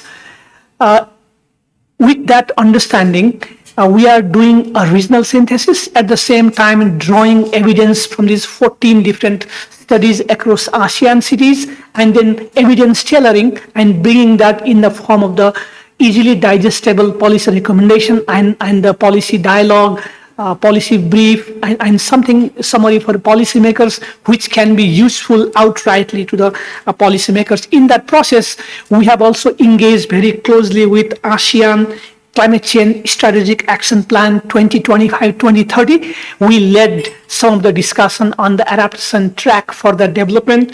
We very actively engage with the ASEAN Asia Pacific Adaptation Forum and also ASEAN Working Group on Climate Change. So these are getting into the policy process is very, very important for research program to become policy relevant, and also the regional dialogues, taking inputs from the stakeholder into the entire evidence tailoring process. So this is what we are doing, and that is a very important process that we have learned.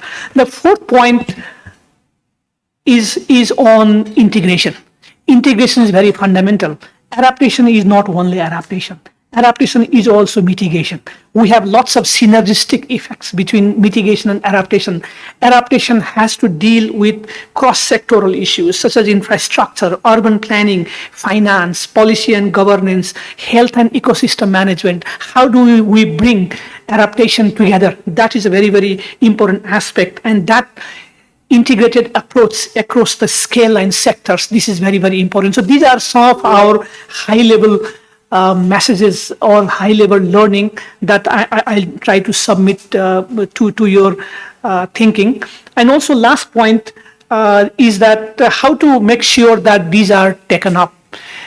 These insights from policy-oriented, action-oriented research program can only be uptaken, as I said earlier, if it is built into the policy process and if there is a co-creation process, then it is very easy to do.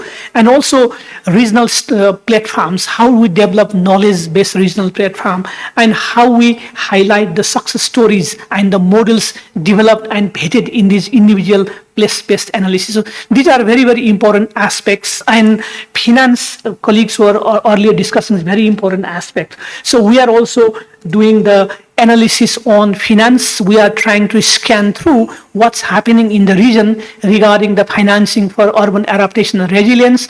We are also drawing strong documents and policy relevant ideas on what kind of policy instrument has worked, what has not worked, what are the barriers, and we'll be coming up with a strong policy recommendation on what can be done in order to bring these ideas of the urban adaptation and resilience. Thank you. Thank you. Thank you. Sorry for the rush because it's a good experience from another point of view as well, right? Working with the local community, driving change. And, I liked, you mentioned about co-creation, locally led, multi-layer approach, right? And it's this classic problem of how do you scale and how you make it sustainable, right? When all this support has, finished, you just want to make sure that the community can really make sure that they can continue and make it sustainable. We can come back on the financial support later. So Matt, our good friend Matthew Wittenstein, is a Chief of Energy Connectivity Section at Energy Division at SCAP here. Can you share your experience working with ASEAN on energy transition? Also, maybe you can tell us about the new initiative that we are about to launch tomorrow too. Thank you. Thank you very much, and also thank you to the UK and Thailand and the ASEAN member states for inviting me to be part of this important conversation. So when I think about the conversations we've been having so far, a few words struck me because they're words I wrote down in my notes to myself, and those words are scale, speed, and momentum. Those words have come up a lot in the interventions today. And I'll look at this through the lens, primarily the two topics I focus on. One is the ASEAN power grid, energy connectivity. The other is the critical minerals, and working with ASEAN on the need to supply the world with sustainable and sufficient levels of critical minerals that we need for energy technologies and other enablers of energy transition. Dr. Kanchana mentioned a new initiative we're launching this week. It's called Energy Transition for Green Growth and Prosperity.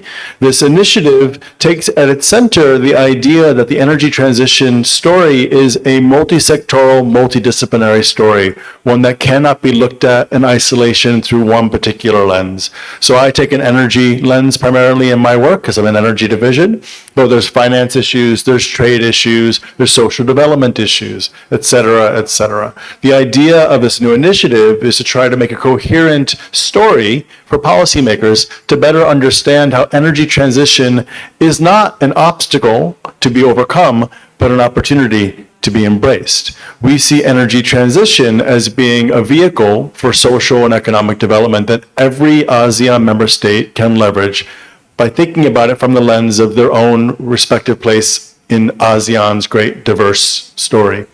So let me give one concrete example from the mineral side. Last year, ASEAN endorsed an ASEAN Minerals Development Vision.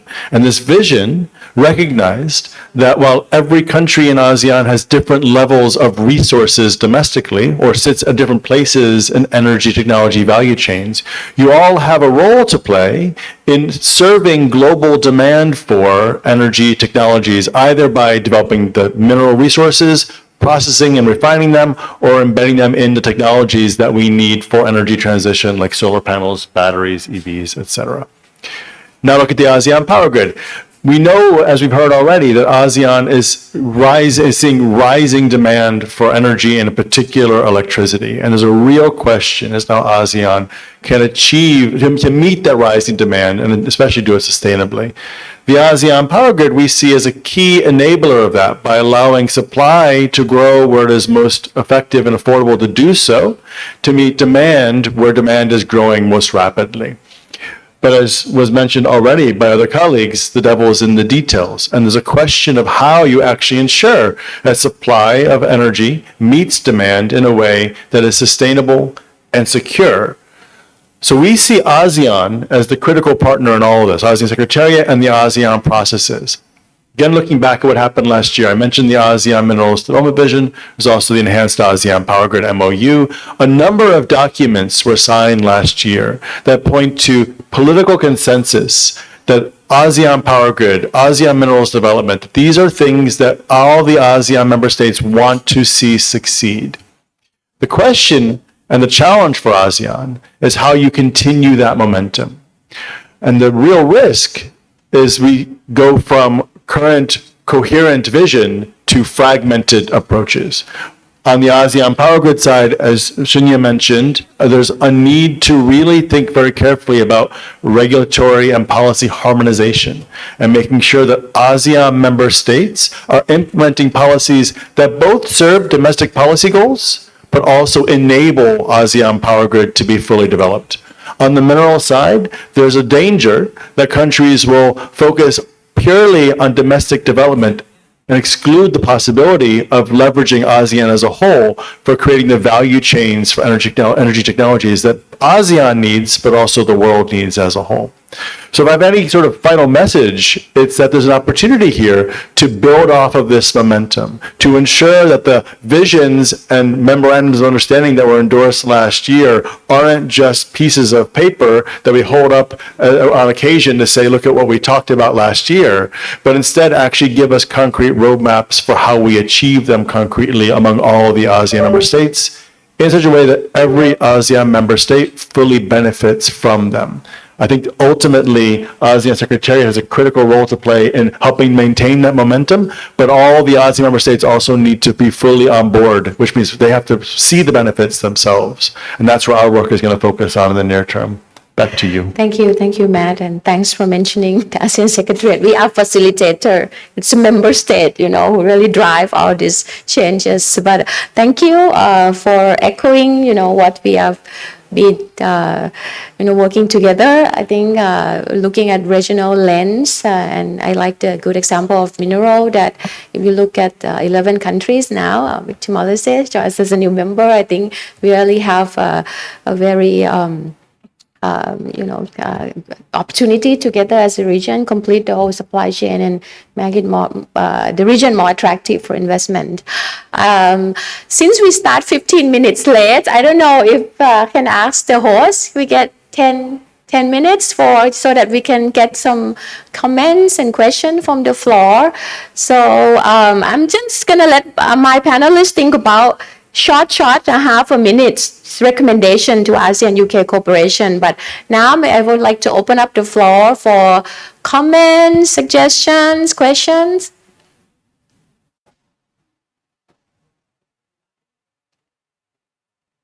No? Okay. Maybe Yuki, you wanna follow up on your point? So in terms of recommendations, first, I've got two. So one is that we are, as a finance community, trying to engage with the relevant governments that hold the national budget on like concessionary finance and so forth. And I think it will be great if ASEAN governments can provide opportunities for private finance to engage with you to provide more ideas on how blended finance can really work. And we've heard many times about the need for graduation of grants, but we need to agree on a pathway to do that. So, for example, in the hard-to-abate sector, we have a demonstration that needs to be probably coming out of a grant in the first place, but then there should be a phase where it needs to be replicated, which is like a kind of a blended finance at that stage, and then market scale, which will be commercially driven. So we need to see that pathway. And the second point is the importance of government being the organization that brings everyone together. There's a lot of stakeholders to be involved, and there is a lot of coordination gap in terms of decarbonization pathways, implementation of that. And government can play that role. And so, for example, green public procurement is a very stable first kind of, off-taker for a lot of these marginally bankable technologies like green cement or green steel. And secondly, that government can play a role in setting standards for the market, because these kind of green cement, green steel are not liked by the market because it's new and they don't know if it meets the right standards, for building codes and so forth. So we do need a lot of leadership from the government. So it's not always about money. We need a lot of things that governments can do that is beyond just financing. Thank you. Wonderful, thank you. Yes, actually, APGF could be one good example on how we work together on designing this blended finance, you know, the grant part and the loan plus and the capacity building as well.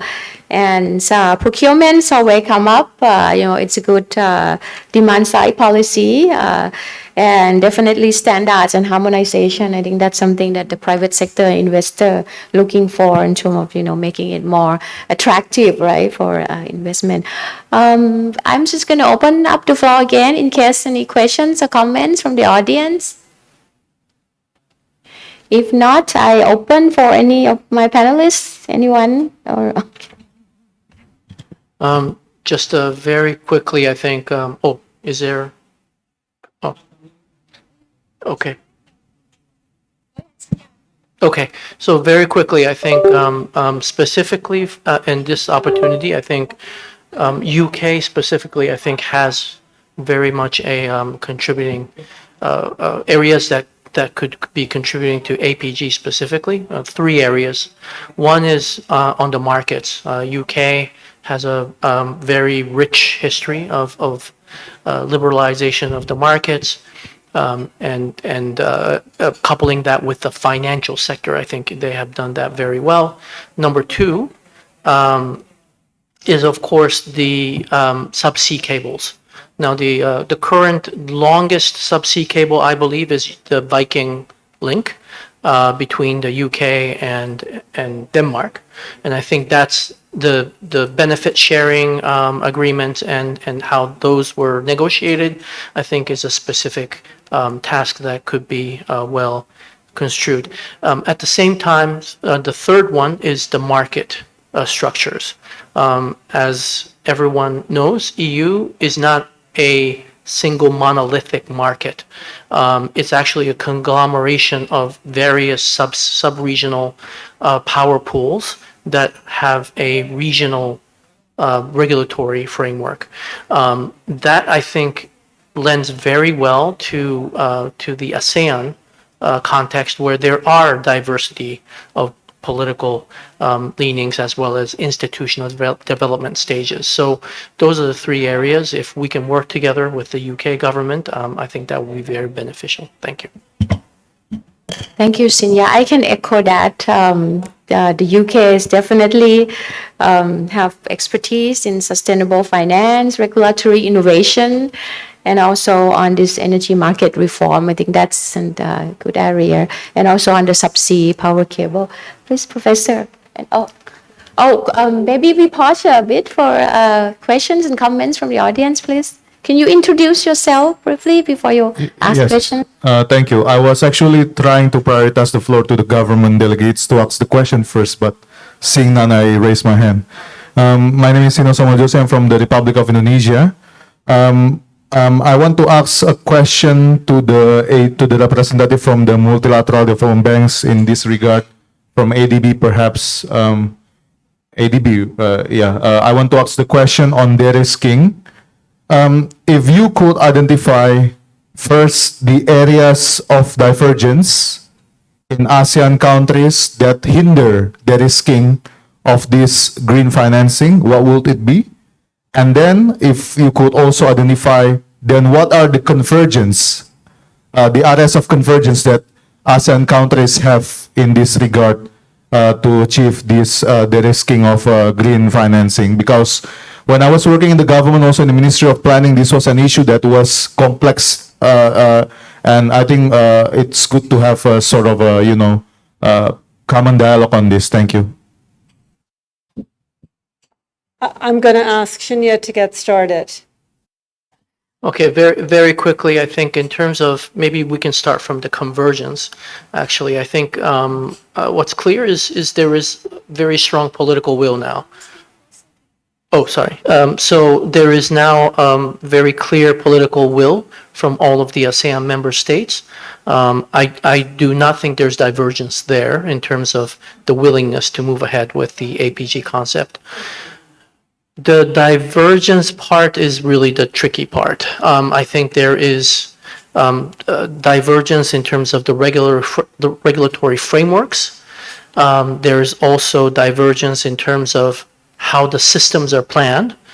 Specifically, for example, if you take the example of Indonesia, where you're from, there is the 10-year plan of RUPTL, and then there are the 5-year and an annual, right? And how do you converge that with the other countries who actually have PDPs or power development plans that are maybe of 3 years or 5 years?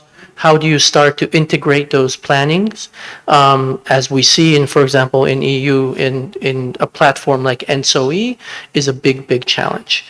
And lastly, I think we all need to agree that the regulatory framework needs to be transparent, and there is a huge divergence in how transparent and the regulatory framework is in the region, and I think that would be a pretty big challenge. Thanks. Very good. We got 8 minutes left. Yes, please. Yes, Mr. Kim. Well, thank you for the great session. One thing is in common in Asian Climate Cooperation, the big problem is, as some of you highlighted, is fragmentation. For example, many countries are building their own carbon markets, but it is not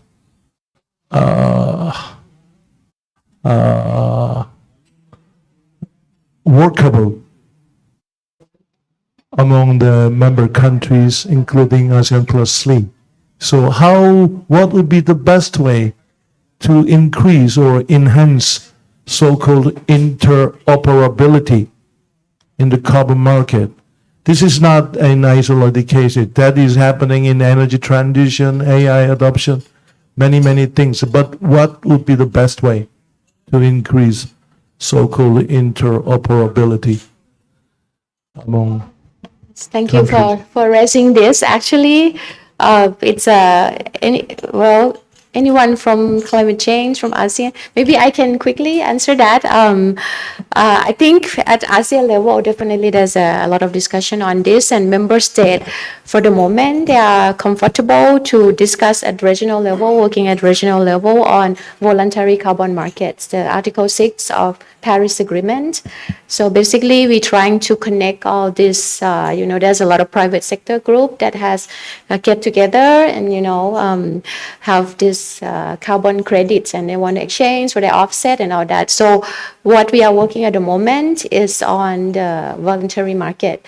But for the mandatory, I think it's a country level that we're ready for the member state to tell us, when we can work on this at regional level. Yes, Yuki, please. Just to add on what Dr. Kachana was saying. So the Kenya, UK, and Singapore built a coalition called the Coalition to Grow Carbon Markets, which was launched in the COP, I think 2025 last year. And it was about governments providing guidance to the voluntary carbon markets. And I think that is really, really important. And that provides the interoperability between the voluntary carbon markets and the compliance market as well. Thank you. That's a group of it's under finance that working on this, the voluntary carbon market. I think that's a good starting point. As just help it answer your question. Maybe Professor, please, and then Matt. Yeah, I think when it comes to adaptation, let me put some thought on adaptation. All of us know that globally, adaptation financing is peanuts, which hardly makes 5 to 6% of the global climate financing what being done at the moment. And we also have seen that in successive COP meeting, there has been call to increase the adaptation financing, and there has been some response to increase adaptation financing by several folds, although that's still inadequate. Now, the problem in adaptation is that unlike mitigation project, making a bankable project and the risk and return profile setting is not very easy. At least for the mitigation projects, lots of projects could be bankable, commercially possible, but when it comes to adaptation project, there is a multi-layer problems and lots of money is expected from the public sector, bringing private sector in, and to do adaptation projects become quite tricky. So I think my humble request to this forum and our distinguished delegates from the member state is that we need to find a very smart packaging solution to address the adaptation financing, where the public money and private money and even the philanthropic money at some point need to be brought together, and we have to devise quite a smart package of the adaptation financing. We have a lot to do in adaptation financing, but I suppose if we work collectively, we can do it. And if I could just add a couple of things to this, because I think it is a really important topic. It's one of the things that we will be addressing through our energy transition work, this Green Growth and Prosperity Initiative, is questions around carbon pricing and how to harmonize them. I think that there are also, I mentioned the visions and the documents endorsed at the ASEAN level last year. This is a great signal by the ASEAN member states that you're serious about wanting to really build grids, build minerals and processing and value chains. We need similar messages from the private sector, from civil society. There's an initiative in ASEAN called the ASEAN Clean Energy Coalition. It's the major buyers. They've been kind of silent lately. They talk a lot about what are their challenges. They don't see the opportunities for investment. They're concerned about long-term investment viability in these big projects. So I think they need to be a little bit more vocal about what the challenges they are and the opportunity they see in coherence in ASEAN. Having a coherent renewable energy credit market or having a coherent carbon pricing in ASEAN is an opportunity for increasing investment in the sectors that ASEAN wants to attract. And so if we have more of those messages being echoed across all the stakeholder groups, I think we'll continue to see work developing in all those areas we need them to develop in. Thanks, Matt. That's a very good point. Government listen to private sector, so we would like to hear more and more of your statement, recommendation. I only have 2 minutes left, so I think I take the liberty to conclude this session, unless anyone, any final words. So in 1 hour, I think we touch a lot of, issues, starting from this, how you make the project bankable. I think that's a very good starting point, right? We have all the good solution, and Professor has mentioned about scalability, and then how do you really crowd in all the relevant partners, right? From public finance, private finance, and also you mentioned about philanthropics as well, and blended finance for green transition and energy transition. So models, we talk a lot about APG. It's one of the, I think, largest decarbonization project, and it's also help with, definitely connectivity, energy security, but also on this green transition as well, and bringing in all this renewable solution into the system.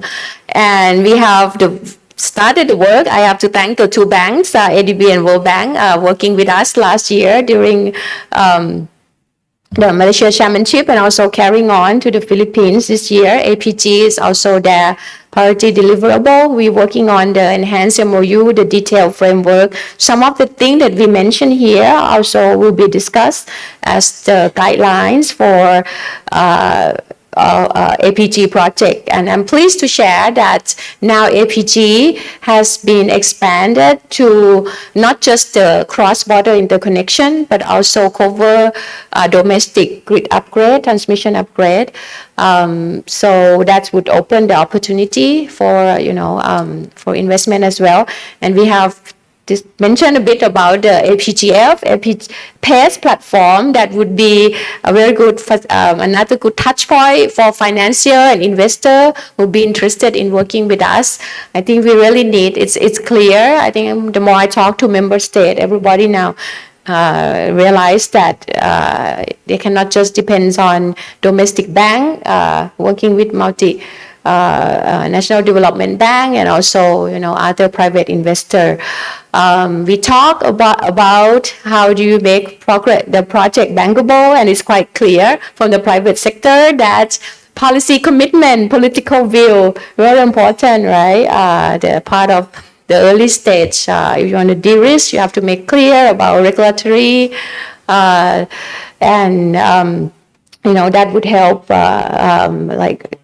moving further next step. Professor also look from the local community point of view, right? I liked what you mentioned, that you really need engagement with the local community, making sure that they feel like this is something that they own and they want to drive. But classic problem, I think, in terms of scaling up. And I think we really need a very innovative blended finance, grants and loan plus capacity building. So with that, thank you very much. I hope we touch on all the keywords that could be, and thanks for the panelists. I take down the royal recommendation so I can work with the hosts in feeding into the next ASEAN UK plan of action. So with that, let me invite everyone to give a big thank to our panelists with another round of applause. Thank you, and back to you. Thank you to all panelists for your valuable contributions. Moving on to the last session of this dialogue, may I invite our distinguished speakers, Mr. Peter Rajadestan, Minister Councillor for Development, UK Mission to ASEAN, Foreign Commonwealth and Development Office, and Mrs. Chatwadi Jindawong, Deputy Director General, Department of ASEAN Affairs, Ministry of Foreign Affairs of Thailand, to share their reflections and wrap up this dialogue.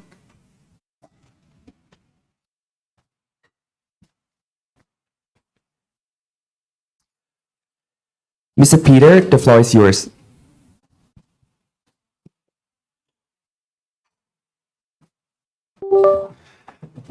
Excuse me. Well, thank you very much, everybody.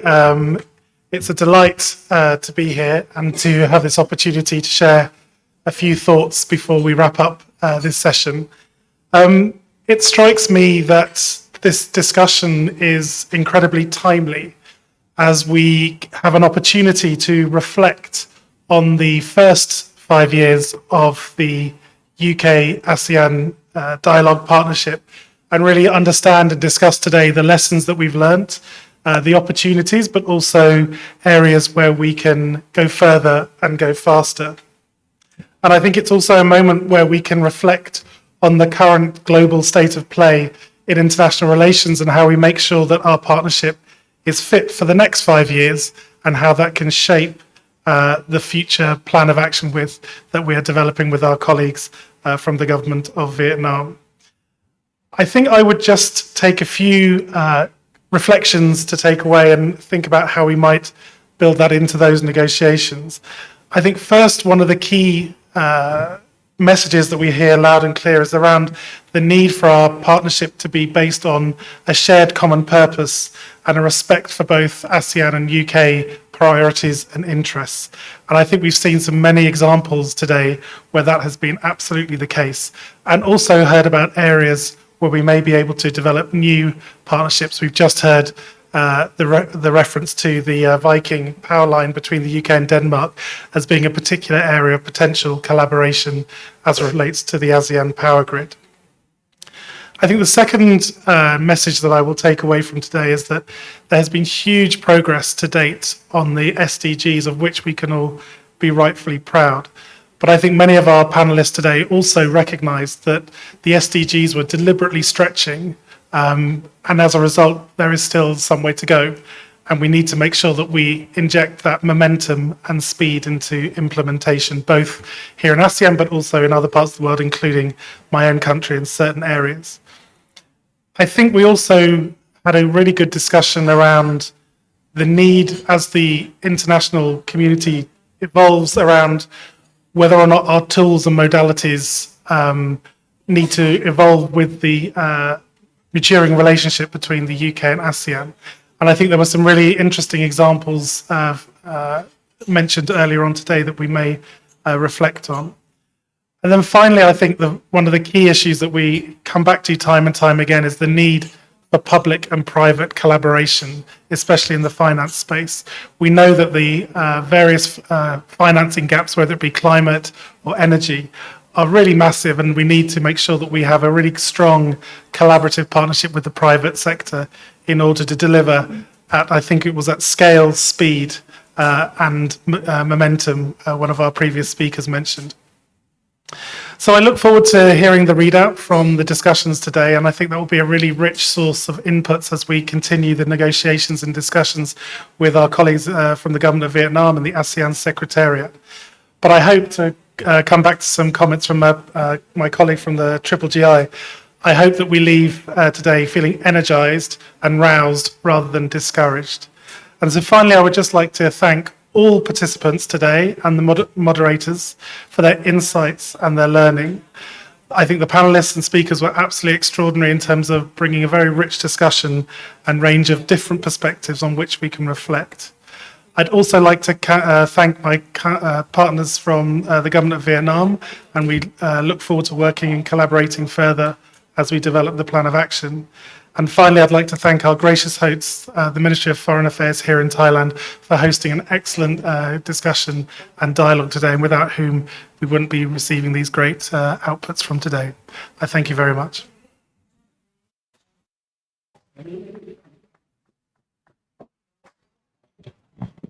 To wrap up, first of all, I just like to thank again, my co-host, the UK, my co-organizer, Vietnam as a country coordinator for ASEAN-UK dialogue relations, for the speakers, the panelists, the moderators, and all the participants who have been very engaging in today's dialogue. And I agree, with Peter that, over the course of our discussions, there's a very strong sentiment of positivity, optimism, in the path forward on the ASEAN UK dialogue relation, and this will be, part of the foundation of our shared prosperity, resilience, and security.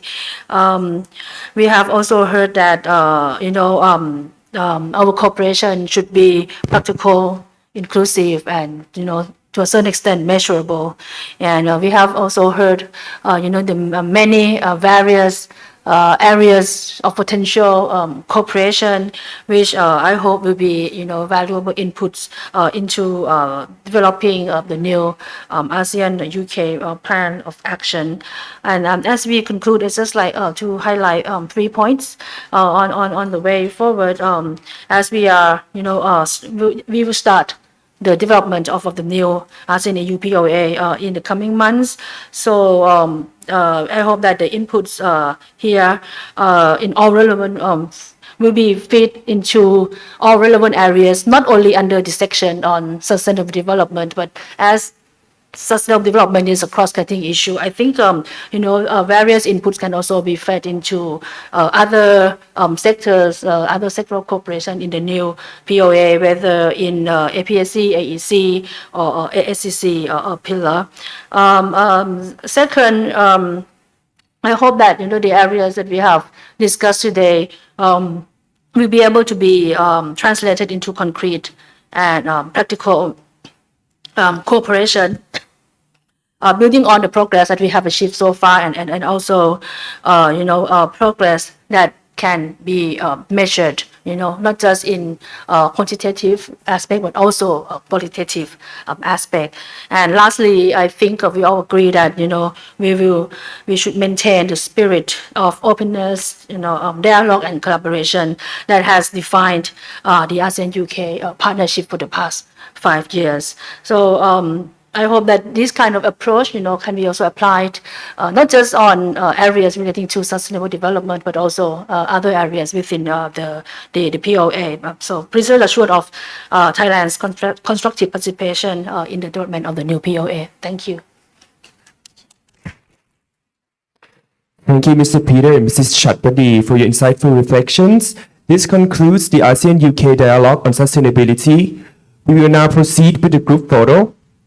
May I kindly invite all participants to come to the front of this stage to capture this memorable moment together. Our photographer will join us on stage to take group photo. So please come forward.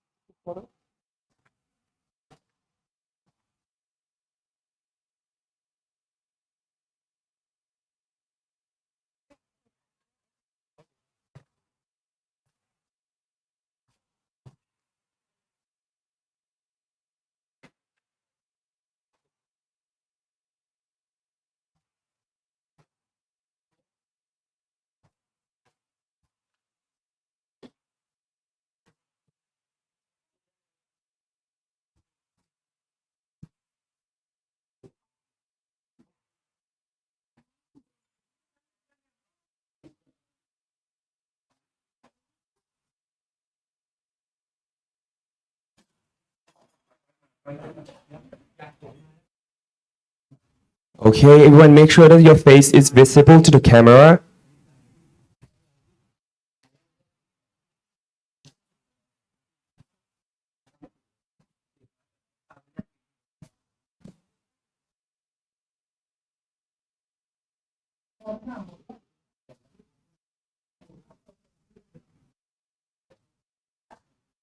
Okay, thank you.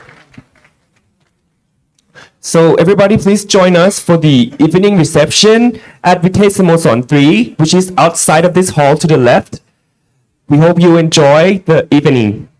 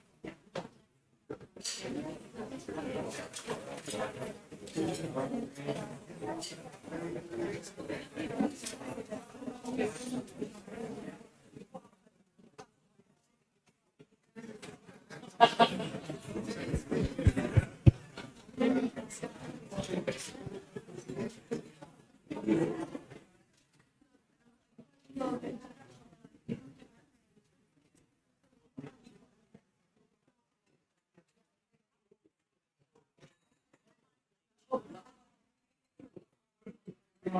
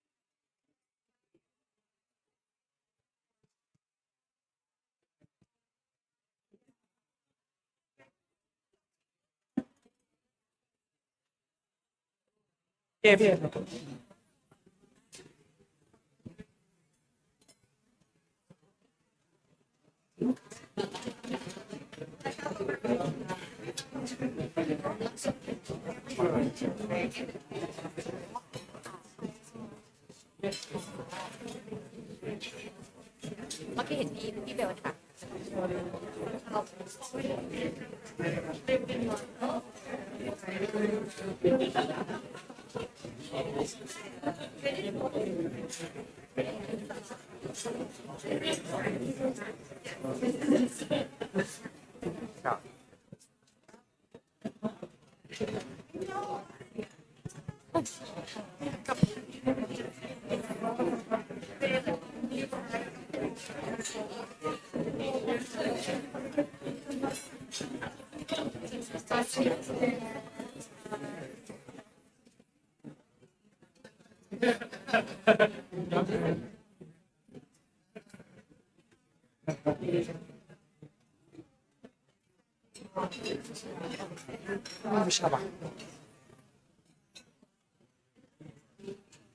เดี๋ยววันนี้ก็แค่บอกว่าพี่เต้ขอโทษครับไม่ใช่เพียง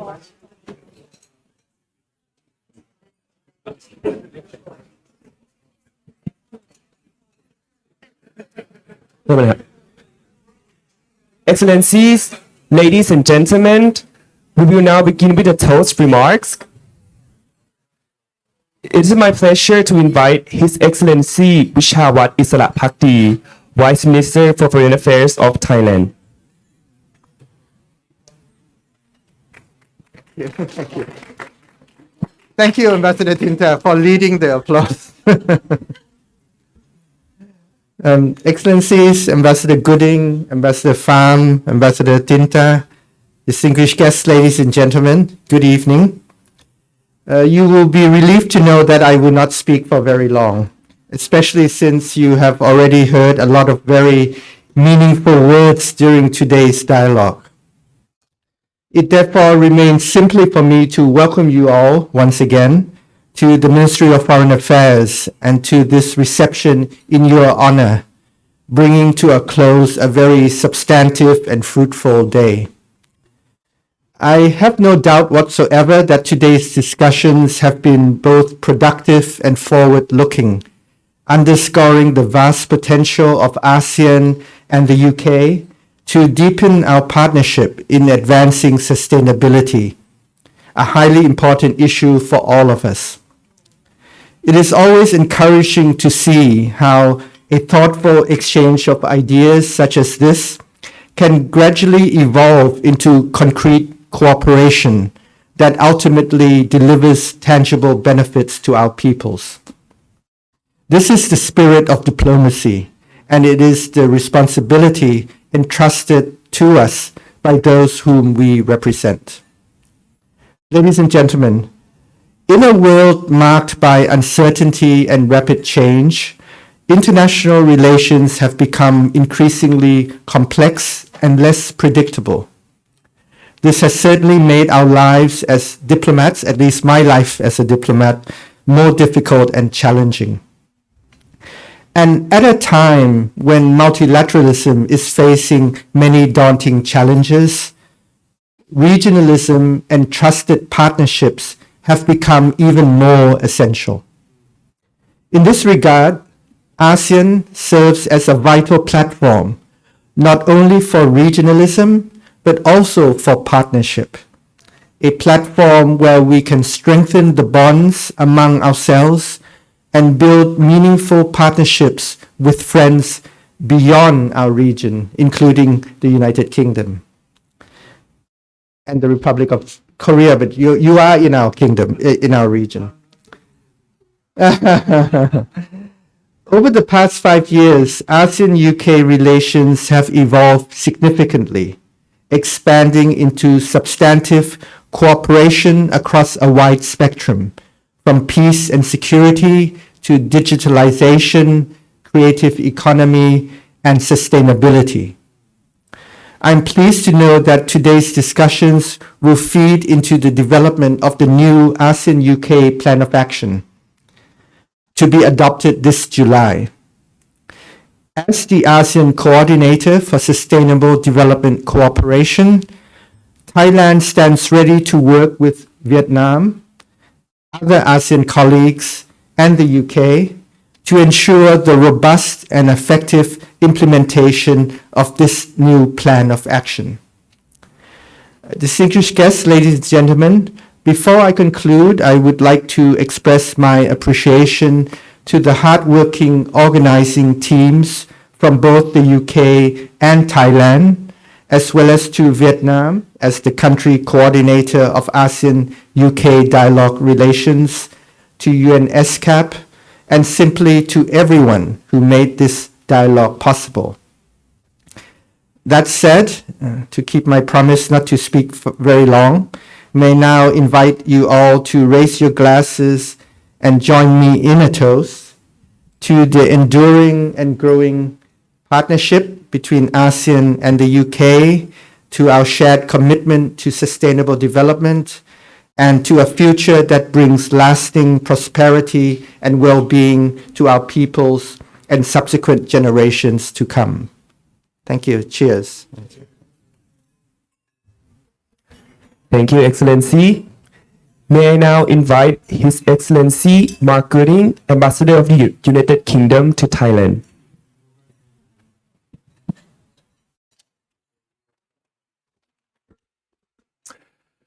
Excellencies, distinguished guests, ladies and gentlemen, it is a great pleasure to join you here this evening. First and foremost, I wanted to express my sincere thanks to His Excellency Vice Minister for Foreign Affairs of Thailand, Mr. Vijayrat Isarabhakdi. Thank you for co-hosting this wonderful event with us as the ASEAN Coordinator for Sustainable Development Cooperation. I'd also like to thank His Excellency Mr. Pham Viet Hung, Ambassador of Vietnam to Thailand, for the support that Vietnam has provided to us as our ASEAN country coordinator. And of course, thank you all, our esteemed guests from the ASEAN member states, the ASEAN Secretariat, UNESCAP, and the attendees of the Asia Pacific Forum for Sustainable Development. We are delighted to be celebrating this year the 5th anniversary of the UK-ASEAN Dialogue Partnership. We have achieved so much already, with deep cooperation underway on everything from education policy and health security to green investment, regulatory reform, and much more. Our progress in all of these areas is based on the strength of our partnership. Working together to achieve shared priorities, exchanging experience and expertise, and combining our strengths to maximize our impact. ASEAN is a vibrant, dynamic, fast-growing region full of potential. So we in the UK aspire to build a modern partnership focused on shared opportunities and shared challenges. In this respect, I'm delighted to see such a wide range of organisations represented at today's event. As we know, governments can rarely act alone. So I wanted to say a particular thank you to all the panellists and moderators who spoke today and shared your views. To tackle global challenges in the years ahead, we will need to harness new technology, find new solutions, and support local leadership. We need to listen to and learn from a wide range of voices and perspectives, exactly as we have done today. And finally, of course, this year's 5th anniversary is just the start. The UK is committed to sustainable development and our ASEAN partnership for the long term. So I hope we can keep on building on these discussions and insights from today as we plan for the next 5 years and many years beyond that. So thank you once again, and I hope this is just the start of many fruitful collaborations to come. Thank you. Thank you, Excellency. Next, may I invite His Excellency Pham Viet Hong, Ambassador of Vietnam to Thailand.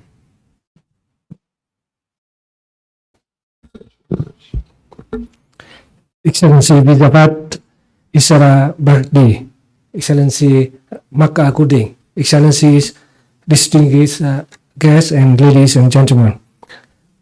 I am very pleased to join you all in this evening's reception following a productive and inspiring ASEAN-UK dialogue on sustainability.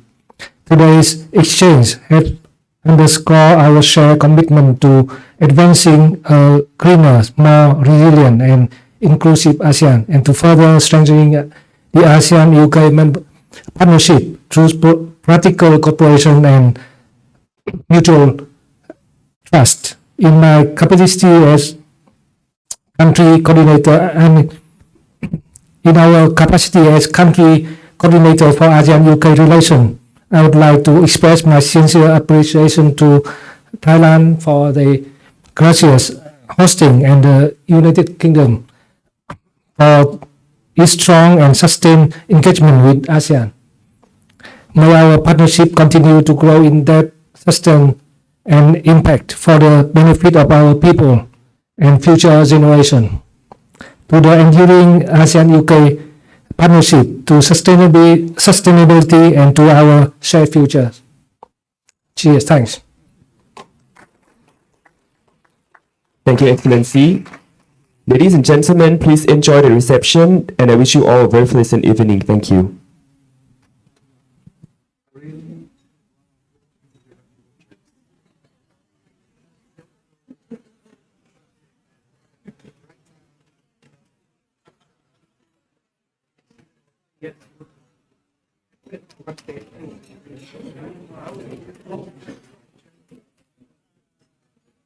Yeah.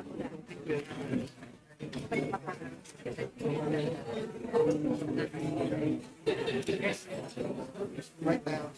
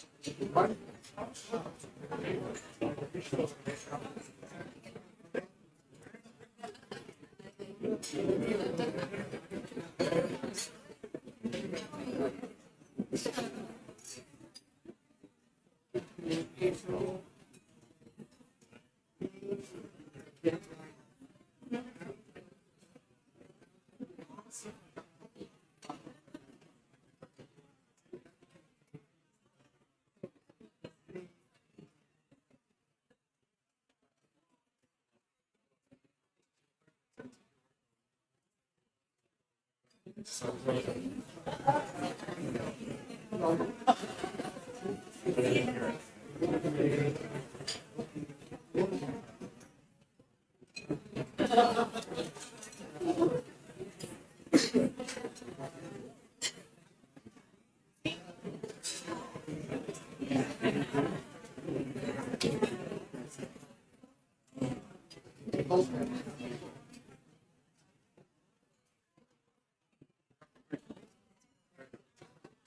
you.